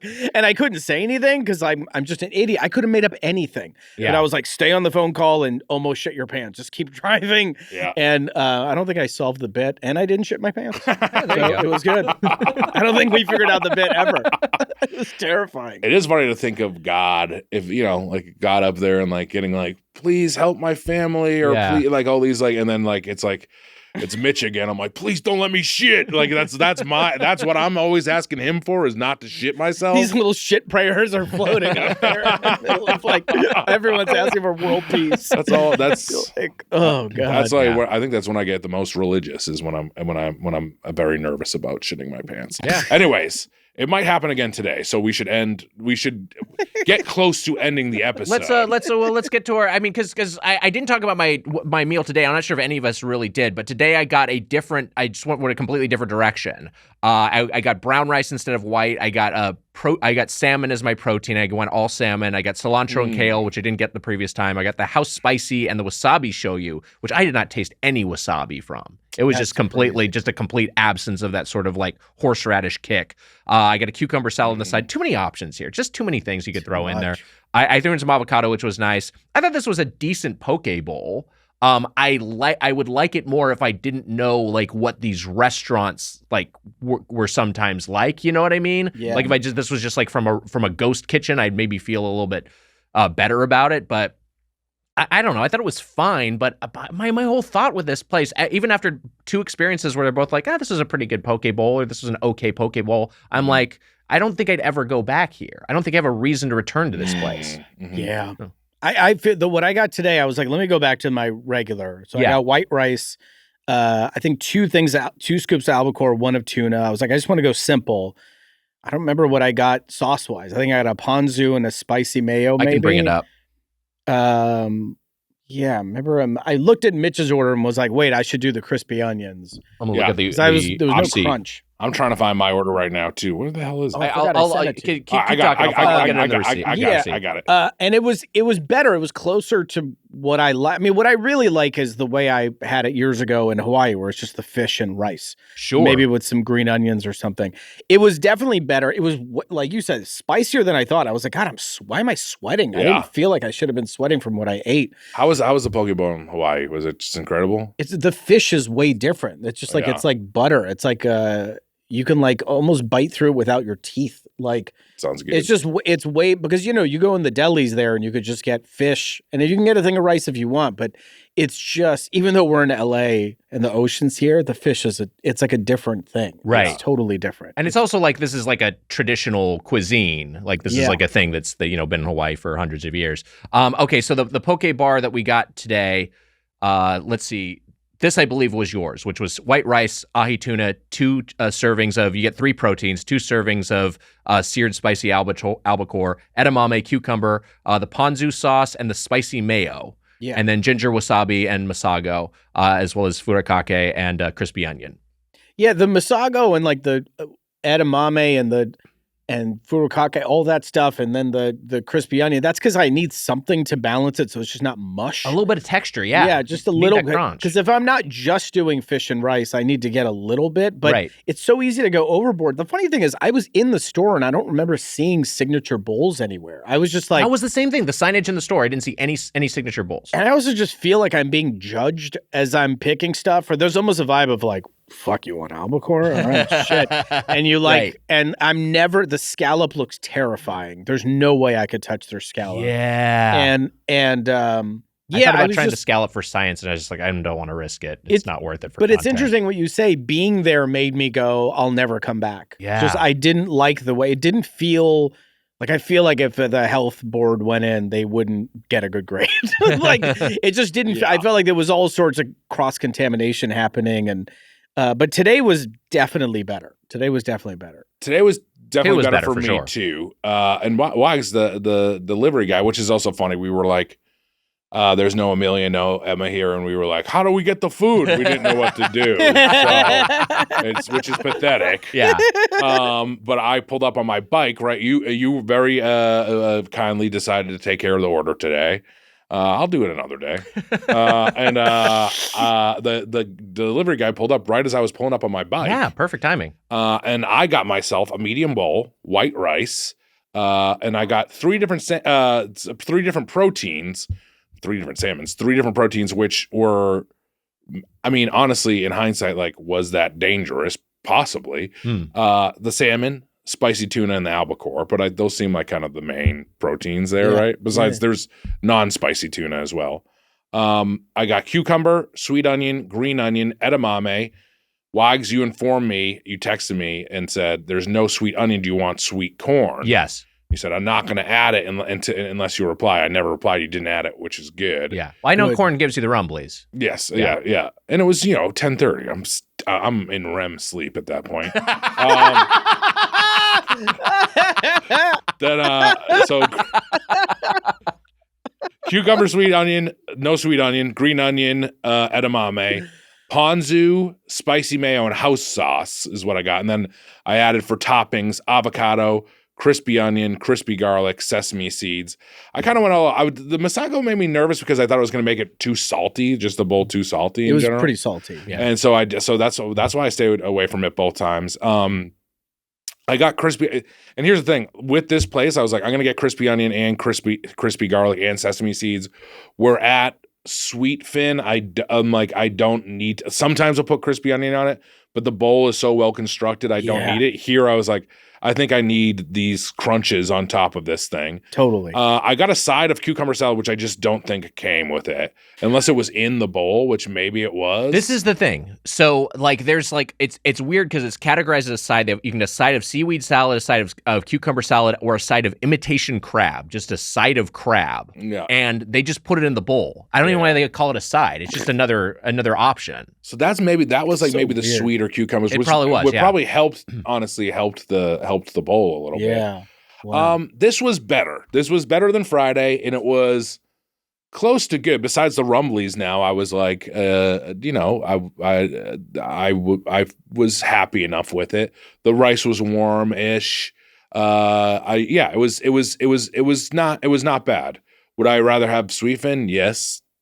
I think I would. Yeah, for sure. Yeah. I drove by the Sweetfin that we went at, and I was just like, "Oh man, I know. Sweetfin!" It just looks better, just it's aesthetically. It's like feels like a better version of this. There's also things with Sweetfin where it's like this all comes in like plastic like containers where you're like, if you're a poke place, it feels like it's the ocean and and it's not meat.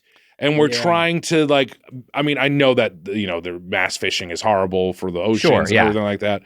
But I'm just saying, like, there's wooden forks. There's, you know what I mean? There's like so much stuff where you're like, this feels environmentally, they're at least thinking about the environment. Yes, right. I don't know if it's environmentally friendly, but and then here it's like these like a lot of the time, today was the plastic containers, right? Yep, yeah. And you're just like, this feels like it feels like a big conglomerate or something. And they just gave me a bag of 6-pack rings. They got me, and they were like, "Just do what you want with it." This they is said, how we caught your fish. Yeah, it said, "Do not cut," is what it said. Do not cut.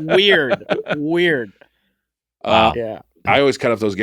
Irma loves to lick plastic. She's like a plastic licker. Our cat's the same. We have to hide all plastic. Yeah, she loves licking it. Yeah. What do you think it is? The texture? What I don't know, but he gets acne when he. Oh, really? Yeah, he's like allergic. He always tries to. Whoa. I don't know what it is, but we have to hide. He always finds it. She licks it so much, and I'm like,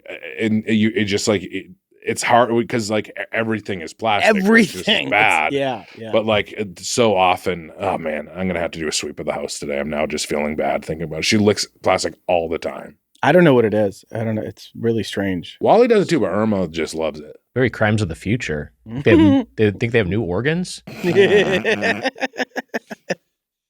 That was for Casey. Thank you. Who kind of liked it. I liked it. He's really happy over there, grinning ear to ear over there. Tell us about your cat. It's my girlfriend's cat, but it's my cat. And now my cat, and he's great. He's like I don't even know how old he is. What's his name? She named him Mr. Darcy after Pride and Prejudice, which she finally showed me recently. Which version?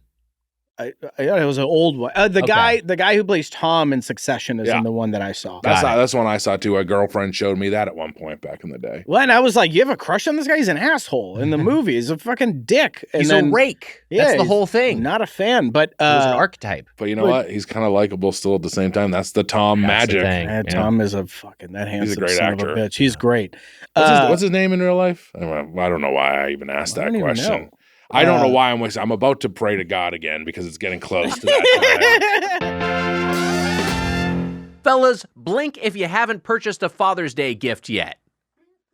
Yeah, I thought so, Mitch. Today's episode is brought to you by Manscaped, the leaders in below-the-waist grooming. Maybe your pops has had a bush since the 70s, and that's okay. Our friends at Manscaped have crafted the total package for his special day. I don't know how long hair grows after death, Wags, but if so, my dad's pubes are out of control. Whether it's for the boys downstairs, his beard, or even the best pair of underwear out there, Manscaped has his bases covered. Head over to manscaped.com and get 20% off plus free shipping with code Doughboys. From daddy to zaddy, trust Manscaped. Wags, you know that beard trimmer that your dad's been using since you were in grade school? Yeah, it probably needs upgrading. And you know he uses it on his pubes. Introducing the Beard Hedger Pro Kit, the complete beard maintenance kit for all the bearded kings. This all-in-one kit comes with a beard hedger, Manscaped's most advanced beard trimmer, as well as shampoo, conditioner, oil, and balm. It also comes with a brush, comb, and scissors so he can style his beard and mustache like the true gentleman he is. And like a gentleman, also use those on his pubes. No beard kit would be complete without Manscaped's Handyman Face Shaver. For that smooth finish we know he loves, this bad boy is all he needs. Compact enough to fit in any travel case. Make sure he takes this on his next trip. But here's the thing. My dad's hairy as shit, I hear you saying. I got a gorilla dad. He's covered with fur. Yeah. Well, you're in luck with the Performance Package 5.0 Ultra. This bad boy is designed for the hairiest dads, with fathers in mind, featuring the signature Lawnmower 5.0. Wags, how long are your dad's pubes? Go. 10 inches. Whoa. I mean, if you uncoil them. Well, this Father's Day is also the perfect time for your old man to stop stealing his wife's nail clippers and finally have a kid of his own that will last him a lifetime, Wags. Oh, you know what he's doing with those nail clippers. Trimming his pubes. The Shears 3.0 is the 5-piece precision men's nail grooming kit that any father needs to stay on top of his self-care with professional-grade stainless steel tools, styled and sized for the task at hand. That set of underwear he got for Christmas a decade ago definitely needs upgrading, and what better way than with Manscaped's Boxers 2.0, Wags. The Boxers 2.0 were designed with a simple mission: to make the most comfortable boxers a man could buy. It starts with the Jewel Pouch, a dedicated space that cradles your stones in place with a perforated performance fabric for extra breathability. You know what he can fit in the Jewel Pouch, Wags? All those extra pubes of his. That bush needs a house. Get 20% off plus free shipping with the code Doughboys at manscaped.com. That's 20% off with free shipping at manscaped.com and use code Doughboys. Never forget where you came from, if you know what I mean. I think that's a dad's cum thing. Yeah, it's a dad cum joke. Cum for your balls. Yeah, your dad's got to shave his balls because that's where his cum is. Yeah, that's what led to you. Yeah. No, I get that. Yeah, I think that's what it was. So saying. the pubes in that case are kind of your neighbors. They're kind of like the bird's nest, kind of like keeping you warm and secure. Happy Father's Day from Manscaped. I miss you, Dad. Let's get to our fork score. Okay. All right, so Payman, you've done the podcast before. You know the drill, but we will each go around. We'll give our closing arguments on Poke Bar and end it by giving a score from 0 to 5 forks. Payman Benz, our official, unofficial Poke correspondent, your thoughts. Well, look, I love poke. It's one of my favorite things. For lunch, always lunch. And if I was to just go by Saturday, we were in bad shape. Wow. And Saturday, I will tell you, after Saturday, I had locked in like 1.5 forks because I was like, this is just bad. Today was a lot better. Today was closer to what I want out of poke, but there's so many better poke options, especially here in LA, especially the place that I drove by coming here. And it's still, I still don't trust their fish. I don't know if they're expanding too hard or what it is. There's something about Poke Bar that makes me really nervous. I don't ever want to step inside foot of one. We'll see how I feel later, but I have to be very honest. I'm going to give Poke Bar 3 forks 1 time. 3 forks 1 time. Still a pretty positive assessment. It's a little, because today was a little better. Yeah, sure. But it was, I couldn't. No, you know what? We're going 3. 3. Yeah, that 1 time I'm taking back because I'm realizing I'm probably not going to feel well in a few hours. But I'm just doing that just because today was safe enough. But I feel very, it's rare for me to go to a place and eat where I'm like, this is probably going to make me sick. And that's kind of how I feel about Poke Bar. Man. And I don't like their expansion. I think it's the wrong kind of chain to expand like that. Yeah, I don't know agree. why Totally I have agree. that fear of Poke Bar either, and it's after going there a couple times. I like that I now have this fear of it. It doesn't feel clean. It just doesn't feel, I don't feel like that. Like it shouldn't feel like Chipotle. Chipotle's for different. sure. We're like, I don't want to see these things next to each other. And like, what ocean did this guy come from? And what ocean did that guy come from? Yeah. It just feels, I don't know. I'm shocked that it's a chain. I'm shocked that it's, I didn't know there was that many locations. It's insane. So they had desires to be the number 1 poke restaurant. Now I believe there's another concept called, what the fuck's it? It's another poke. I think it's called Poke Works. Poke Works is Chicago-based. They're number 1. They have like 100 locations. Chicago-based poke company? Yeah, weird, right? I guess you can do it anywhere in the world. It doesn't matter, sure. but it just seems weird. It's kind of strange. It seems strange, but who knows? I don't know if, It might be good. It might be good. We'll have to review it at some point. Well, I mean, we will. Yeah. We'll do it. We're going to do it for you. We're going to do it. We're going to do it for you. Well, the show might change what it is soon. I mean, we're hitting 10 years. We're going to talk we'll figure about it. Look, I like poke, and after Sweetfin, that's that was my dipping my toe into poke, and I like it, and I now am a fan of poke. But you know what this is, Wags? And I hate to say this, I hate to be critical of this. You know what today is? Tell me. Hokey poke. Poke? Hokey pokey. Hokey pokey? Wow. Hokey poke. That's what I'm saying. It's hokey poke. It's not. You're giving me. You know what? My stomach's turning all around. I ate the Hokey Pokey and it turned it all around. That's right. All right? This is a good review. You sit down on the toilet and you blast it all about.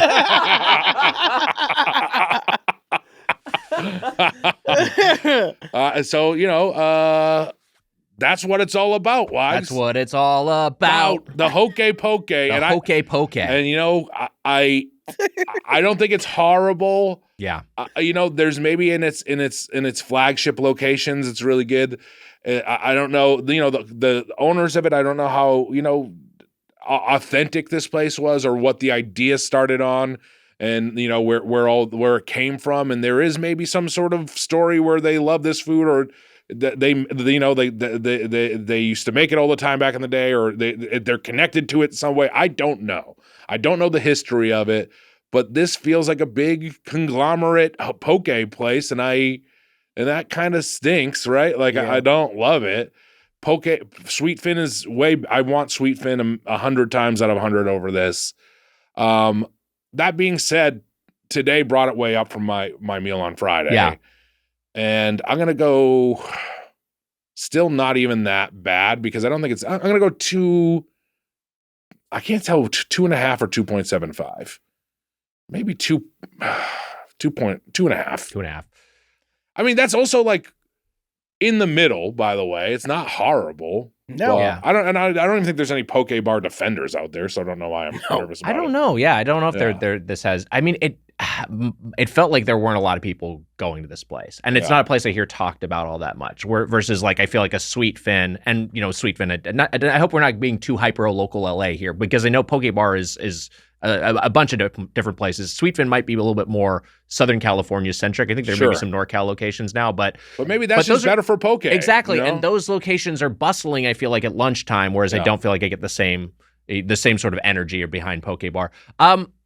Look, I poke is not. And also, it's that sort of thing. Look, sorry to interrupt. If it's like you go in a Subway and you're like, oh, people haven't gotten turkey in a couple days. You're like, okay, but if you go in and you're like, people haven't really touched the raw albacore in a couple days, you're like, I don't fucking want to eat it. Yeah. You know what I mean? How long has that octopus been sitting there? It is like it's a legitimate concern. Yes.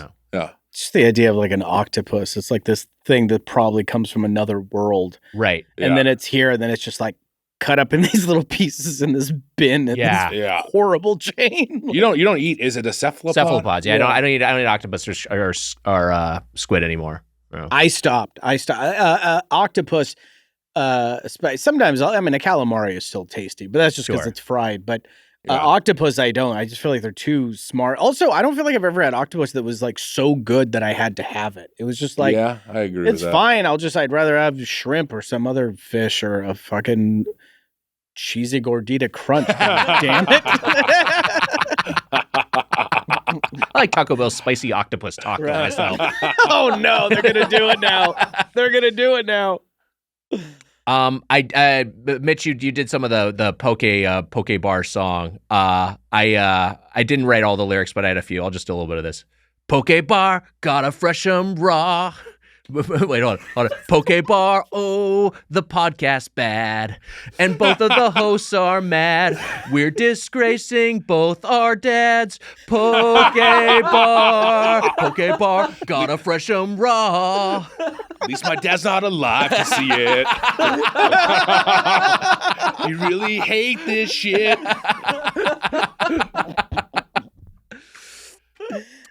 Great. Lobot should be at walk around character at the Disney Star Wars. That's my main takeaway from today's episode. But I also am going to say that Poke Bar is Mitch is doing finger guns at someone outside the window. It's 2:30. It's quitting time. They're taking their lunch pails and they're going home. They're workman lunch pails that they got because aesthetically they're cool. Right. And they're heading home. They're just filled with Celsius. That's all. I think this is I've come to like Poke more. I don't get it frequently. I would not go back here. I just don't have any reason to.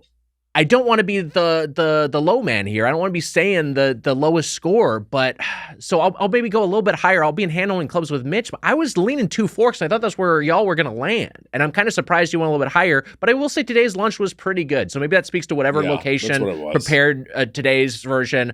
But then again, that sort of variation from a chain is kind of an indictment of its concept and its scale. I'll say this: the last time we did it was Bowl, which was now what, like a year and a half. It was a year ago. It was. I think it was it last year's tournament? Was it Munch Madness? Was it last year's Munch Madness? It was last year. So it was basically a year. So ago. A full year difference also is like maybe the product isn't as good as because I thought we liked it back then. We liked it. Oh, yeah, we liked it. But we like Sweetfin more, and that part of my opinion hasn't changed. I had gone to Poke Bar years ago and it was fine. Yeah. It was. Yeah, I'm with you. I don't think I'd ever go back. No. I don't see any reason to. I'm going to give it 2.5 forks. I'm being handling close with Mitch. Nice. Hey, that was our review of Poke Bar. It's time for a segment. I got a food stuff. We're going to decide if you should put it in your mouth. It's snack or whack. Wow. So let me go ahead and grab some of these. I went to the Mitsuwa, a Japanese market, and I got a few different snacks we're going to get to in 1 second. All right, Corey. It's gonna be cool to eat some crazy snacks after. Do you mind if I just pray quickly? Also, we were talking about including prayer on the podcast soon, anyway. Yeah, there should be more. I mean, look, this has always been a Christian podcast, but we think we're gonna make it a little bit more explicit. Just say prayers. Wait, what? Wait, why did the door just lock automatically? You got that Matt Lauer switch under the desk? We don't even have for horny reasons, just for our guests to stay. Yeah. Okay. I'm giving Trader up on Joe's sardines bag. You're giving up on what? I'm giving up this Band-Aid I've had on it's cut on my thumb, and it's just an impossible place for it to stay affixed. So it fell off and whatever. I'm gonna have a used Band-Aid up our in my snacks. Pocket. I'm not grabbing it with a blood hand. So also I'm not bleeding. The blood hand. The blood hand. Sounds like a horror film. Blood hand. Hey, you know what? You can call me Nick Weigerman today because we're gonna do comedy Bing Bing. We've got some Bing Bing snacks. My God. Wait, didn't I bring Bing Bing? Didn't I bring a Bing Bing you thing did last bring time? some Bing Bing, so I thought I'd bring it back. We've got a few different ones. We got a wafer cone snack. How the fuck do you remember that? We've got a. You remember that he brought Bing Bing? We got a strawberry flavor. Yeah, I mean, I got to retain things. We've got a green tea flavor, and we've also got You're gonna cut your hand open. And we've also got a banana flavor. Wow. So we can sample all of these. Payman, I'll hand these to you. Oh my God. Feel free to get these open. Or actually, we could probably distribute these a little bit more equitably. And time permitting, well, we'll see if we get to these. But I also got some from the same brand, Hoppy. I have some Frosted Cookie Sticks, Cookie Crunch, and Popping Candy. So these have the form factor of like a... Banana, if you want a banana. Thank you so much. These have the form factor of like a mini ice cream cone, but they're a candy. Oh, man, we're going to die today. Here you go. You can give me a couple of these. Oh, yeah, there you go. This is... Wow. You know, their little logo guy kind of looks like Pit Pat from Mr. Show. Oh, he does. He's got a little Pit Pat. Oh, yeah, he was also at January 6th. And then here's... Oh, thank you. Easy. You give this to Wack. There you go. What are we missing? What am I missing? Man, that banana one's so good. I'll go banana first, too. I do really like that a lot. Okay. I forgot what this is. Somehow with something that's room temp. And then give one that. Yep. They are able to replicate like the texture and the feel of like biting into ice cream. I can really smell the banana flavor from across the room. Oh yeah. I'm gonna bite into this banana one. Oh, banana's nice. These guys are salivating over here. There you go. Muscly minions in the backsplash. Minions that are like fucking. So where's the? Didn't they come out of like a? Don't they come out of like a toilet or a sewer grate or something? They have like they're mutants. They have like a little toxic bin. So I'm gonna pick that up for us. I know, and well, remember too. Yeah. Emma rules. Emma's the best. I miss Emma. Oh dear God. Just an empty chair over there. Empty spot next where Jemmy normally sits. It's one day. I'm sad about Gemma. I'm sad the dog isn't here. Yeah, you'd love Jemmy. She's a sweetie. You know what? You're right. The banana one is not bad. Pink is good too. What flavor is it? Strawberry? Strawberry. Strawberry. less like the fruit that versus banana. Banana has more of a banana character. This is more just like a generally sweet pink, but I do like it. As you go down the cone, though, there's less. It is kind of just a dry cone. That's the thing. It turns into a dry guy. All right, I'm doing this green tea now. You know what's fun though? We can do like this bit, like, nah, I'm this guy. That's pretty good. That's a fun bit. Which guy is that? Nah, I'm this guy. I got a cigar. I'm this guy. I'm a cigar guy. All right, I'm Groucho. I wouldn't want to be on any podcast that would have me as a guest. Green tea one's not bad. Oh wait, there's somebody. Oh, you already distributed all these. Thank We you so gave them much. all. I know. I just forgot. Brain's bad. I'll tell you. You want to hear a brains bad moment today? Yeah. Yeah. I was in the shower and I was like, "Did I shampoo my hair already? I forgot." Is that bad? Like I was like, Yeah, it is bad. That happened to me too. Yeah, I was okay. Good. It happens to You you could too. have just been zoned out. I mean, we zone out. in the shower. Yeah. But and then I was like, I washed my face and I didn't remember if I washed my. I was just not. But that happens to people, right? It happens to people all the time. Yeah, all the time. I forget that I've done shit. It sucks when you're dumb and then Yeah. you're forgetting stuff because then you're like, I was not at.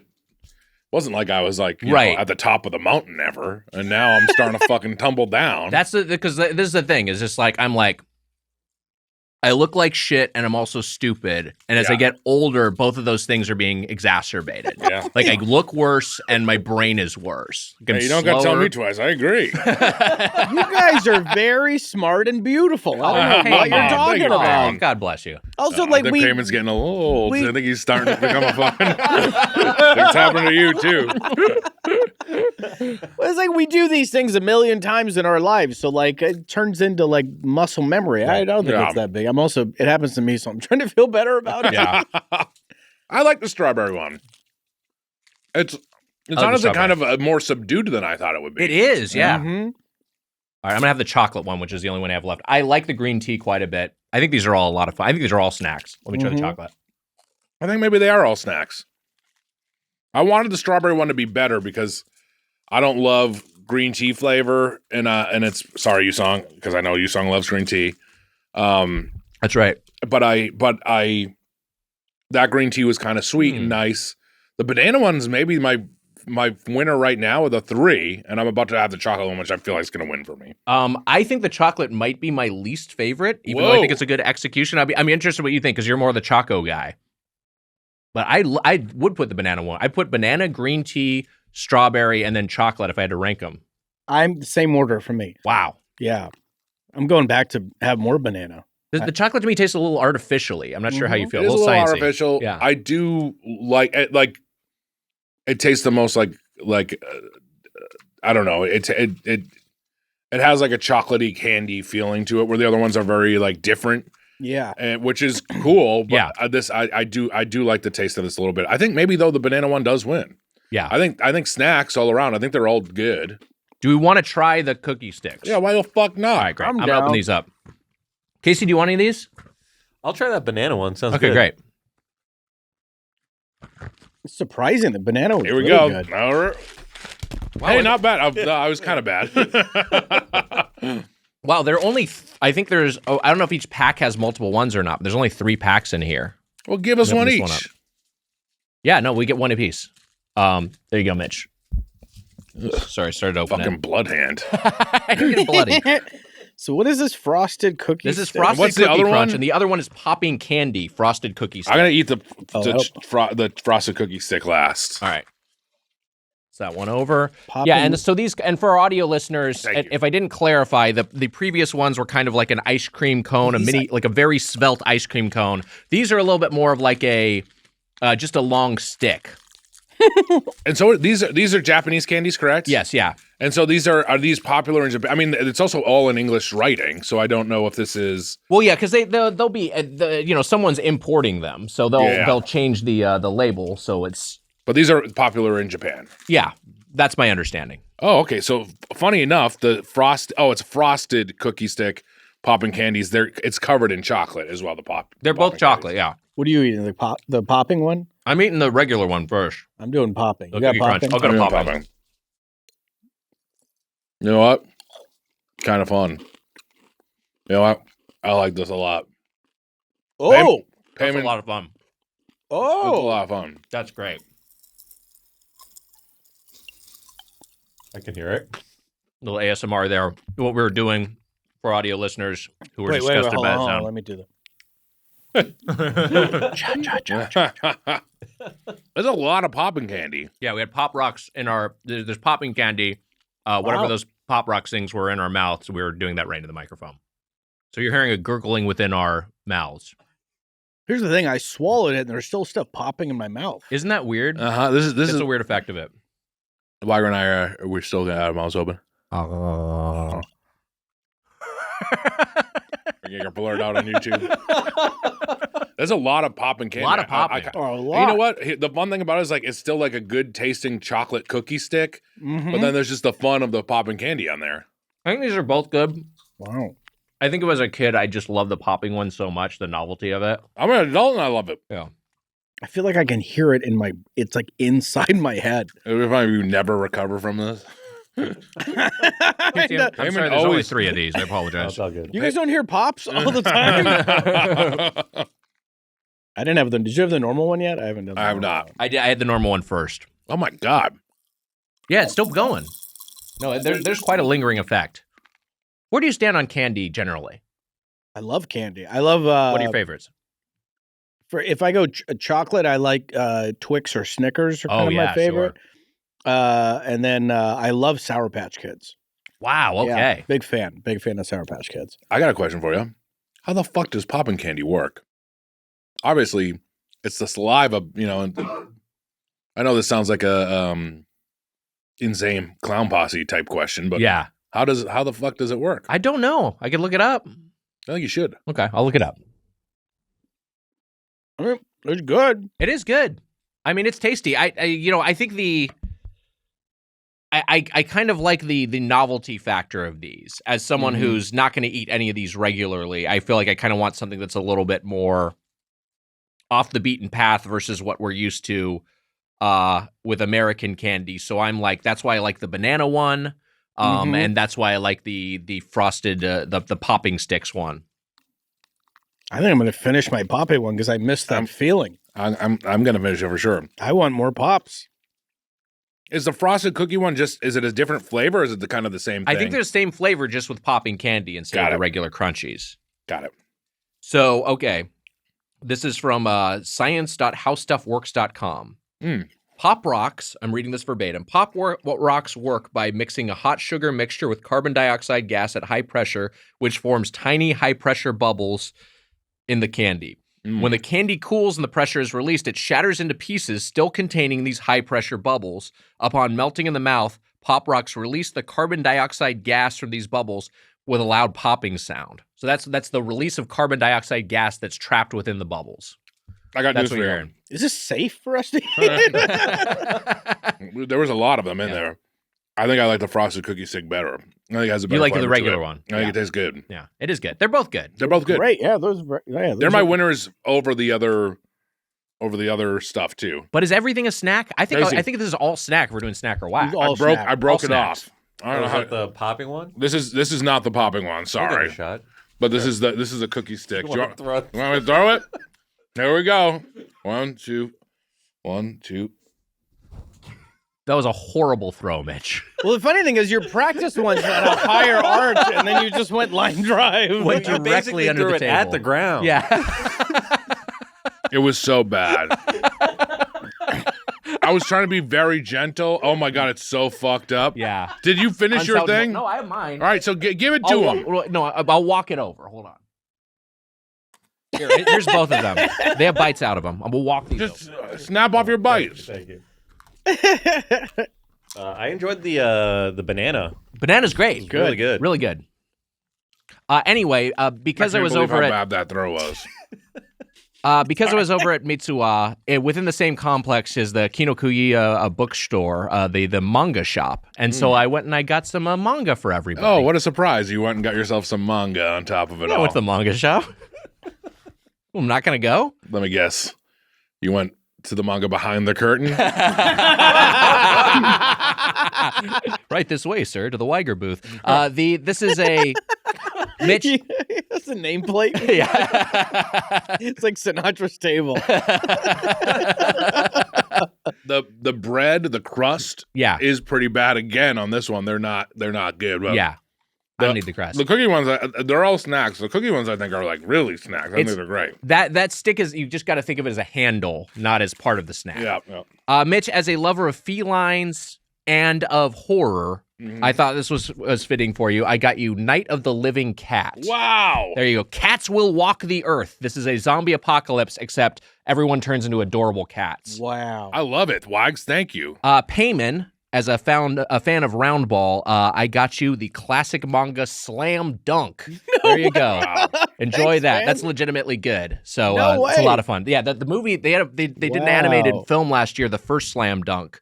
That was one of my favorite movies of the year. It's amazing. Can I just show you something that's please. disgusting? Look at this trash. There's like a little alley of trash by my leg. Just little Doughboys leavings trapped between your thigh and the couch.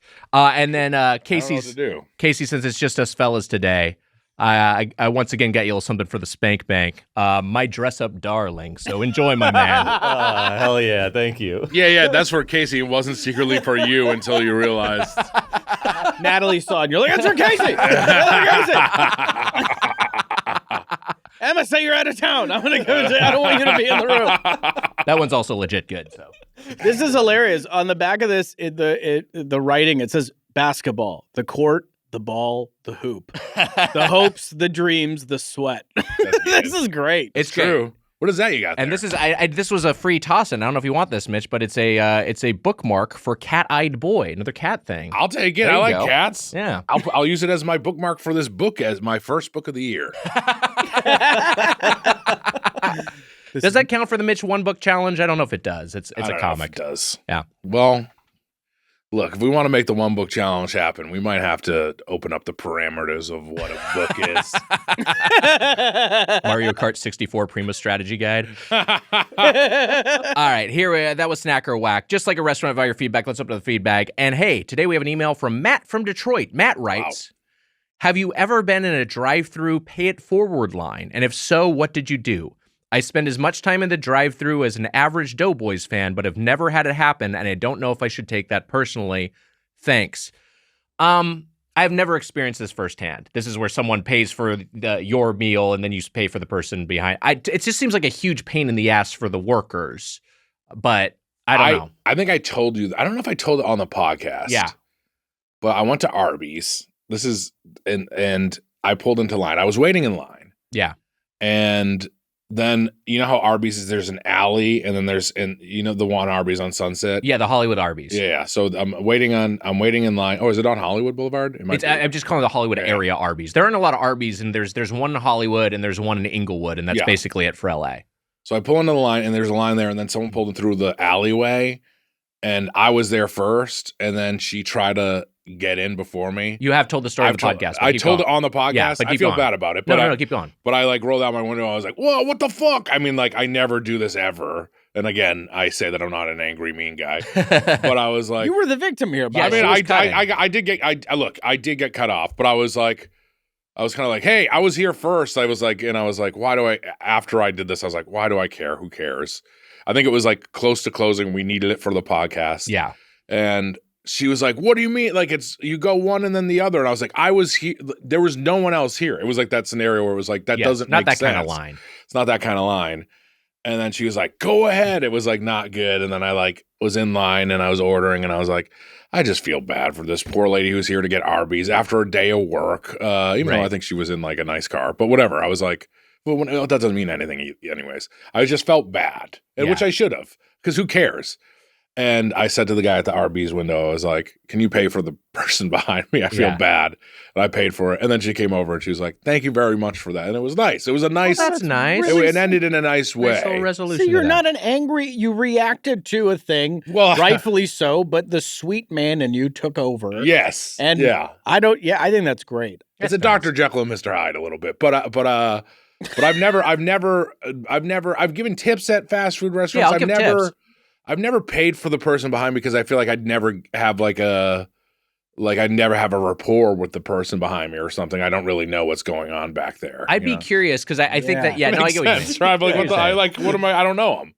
I'd be curious because I bet that happens at like Starbucks and stuff too. Because people are like, hey, I'm not. It's $5, whatever. I'm not paying for an entire meal. But that to me, I'm assuming someone who like a barista who's experienced that has been like it's a huge pain in the ass because you got to change all the stuff on the POS to account for the vehicle behind the person or whatever. Oh, you know? sure. I'm sure it's a logistical nightmare. It's got to be. I've never, but I feel like if I paid for someone, there is, as much as it's a kind gesture, there's a part of me that would want to like not pull out in the street and just kind of pull up and look for their face. Yeah, right. Like, give me something. You want a thank you wave? Yeah, you want something? Yeah, you need a thank you wave. Yeah. But no, you I don't. can't do something with no one noticing. Come on. Yeah, what are you doing? You don't give to charity unless you have your publicist send some cameras over. Like, but I've never even heard of anyone really doing it. Like, I've been in one of these lines. What happened? What? It was at In-N-Out. Wow. And I went to pay, and they're like, the person before you paid for you.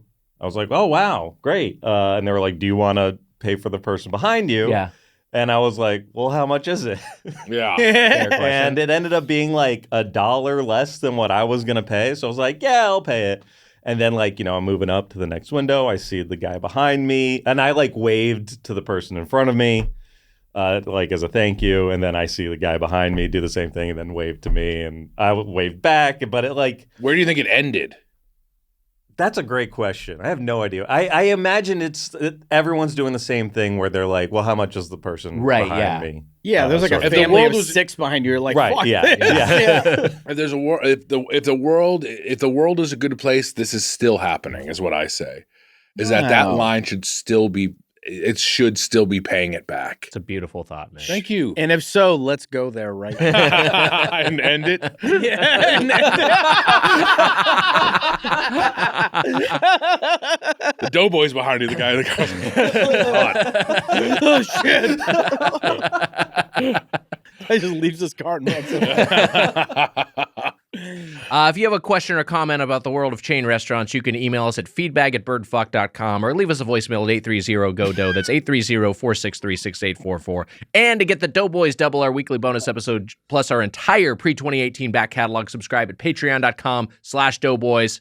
Our producer is Emma Erdbrink. Our associate producer is Amelia Marino. Our engineer is Casey Donahue, and our video editor is Mike Dorfman. Our guest, Payman Benz. Thanks so much for being here, Payman. What a treat. What a joy. What a treat. Is there another specialist? The poke man. Yeah. Is there another poke joint that we should have our eyes on? Is there another concept that's been expanding? No, honestly, not that I know of. I feel like I just go to Sweetfin just because I know what I'm getting, but no, I have no idea. I gotta get back to Sweetfin. That's what this whole experience was like. I just want to go to Sweetfin. We can get Sweetfin for lunch here. It's not far. Let's make it happen. Yeah. Let's do that for ourselves. I said to ourselves because that's what we're normally doing with these meals, but that would be a treat. That'd be fun. Payman, anything you'd like to plug? No, I have nothing to plug. I have nothing. Yeah. Not on social media anymore. Nothing. I don't know what's going on in the world. It's great. Hey, we got you here on the pod. This is Hollywood. This is Hollywood. By the way, I've said this to you guys. This show keeps me normal listening to this show. During the pandemic, this is what made me feel normal. Wow. Was listening to these episodes. 2 things made me feel normal during the pandemic. This and Curb. Because just to watch people really passionate when the stakes are low, it's the funniest thing in the world to me. And I like especially if I'm on like a stressful job, listening to Doughboys on the way in and out of the office is like the best fucking thing. It's the best. God bless you. You're the best, buddy. Thanks for being here. It's been too long. Thank you, guys. The stakes couldn't be lower than here. This is why it's funny. It's that we eat at a poke place and I love it. I love it. This is all great. Do this for 10 more years, please. Mm-hmm. This is going to lead to a fight after. Gotta look at some actuarial tables for life expectancy for fast food podcast hosts. See if we can last another 10 years. Can't be any longer than DGA members. Like we have a pretty low life expectancy. That's grim. Except for Ridley Scott, I guess. I hope he keeps still going. I love him. I keep going forever. Does litany mean like a lot? Yeah. Okay. The litany of doctors. Every doctor I've spoken to when I tell them about the podcast is like, that's not good. You should not do this. You should not be doing this. Yeah. Stop. I had a dietitian who told me you need to stop doing this, and so I did not. So he fired her ass. I did find a different dietitian. Well, because I'm also like, this is my life. We got to work within these guidelines. I'm talking about a dietitian tomorrow, Wags. Yeah. Mm-hmm. Wow. Also, they have to listen. If they haven't listened, then they need to go get another fucking profession. Listen to what the person's talking about. My It's good. dietitian listened to it and she's like, you have to stop the podcast. I was like, is it bad? The food's that bad for me? She's like, no. You're fine. You can still eat the same way. Just stop the podcast. That'll do it for this episode of Doughboys. Till next time, for the Spoon Man, Mike Mitchell, I'm Nick Weiger. Happy eating. See ya. Hey, buddy, want Doughboys merch? We're talking hats, shirts, sweatshirts, patches, glasses, all sorts of stuff. Aprons. It's all available at kinshipgoods.com/doughboys. That's kinshipgoods.com/doughboys. Sources for the intro are in the episode description. That was a Headgum podcast.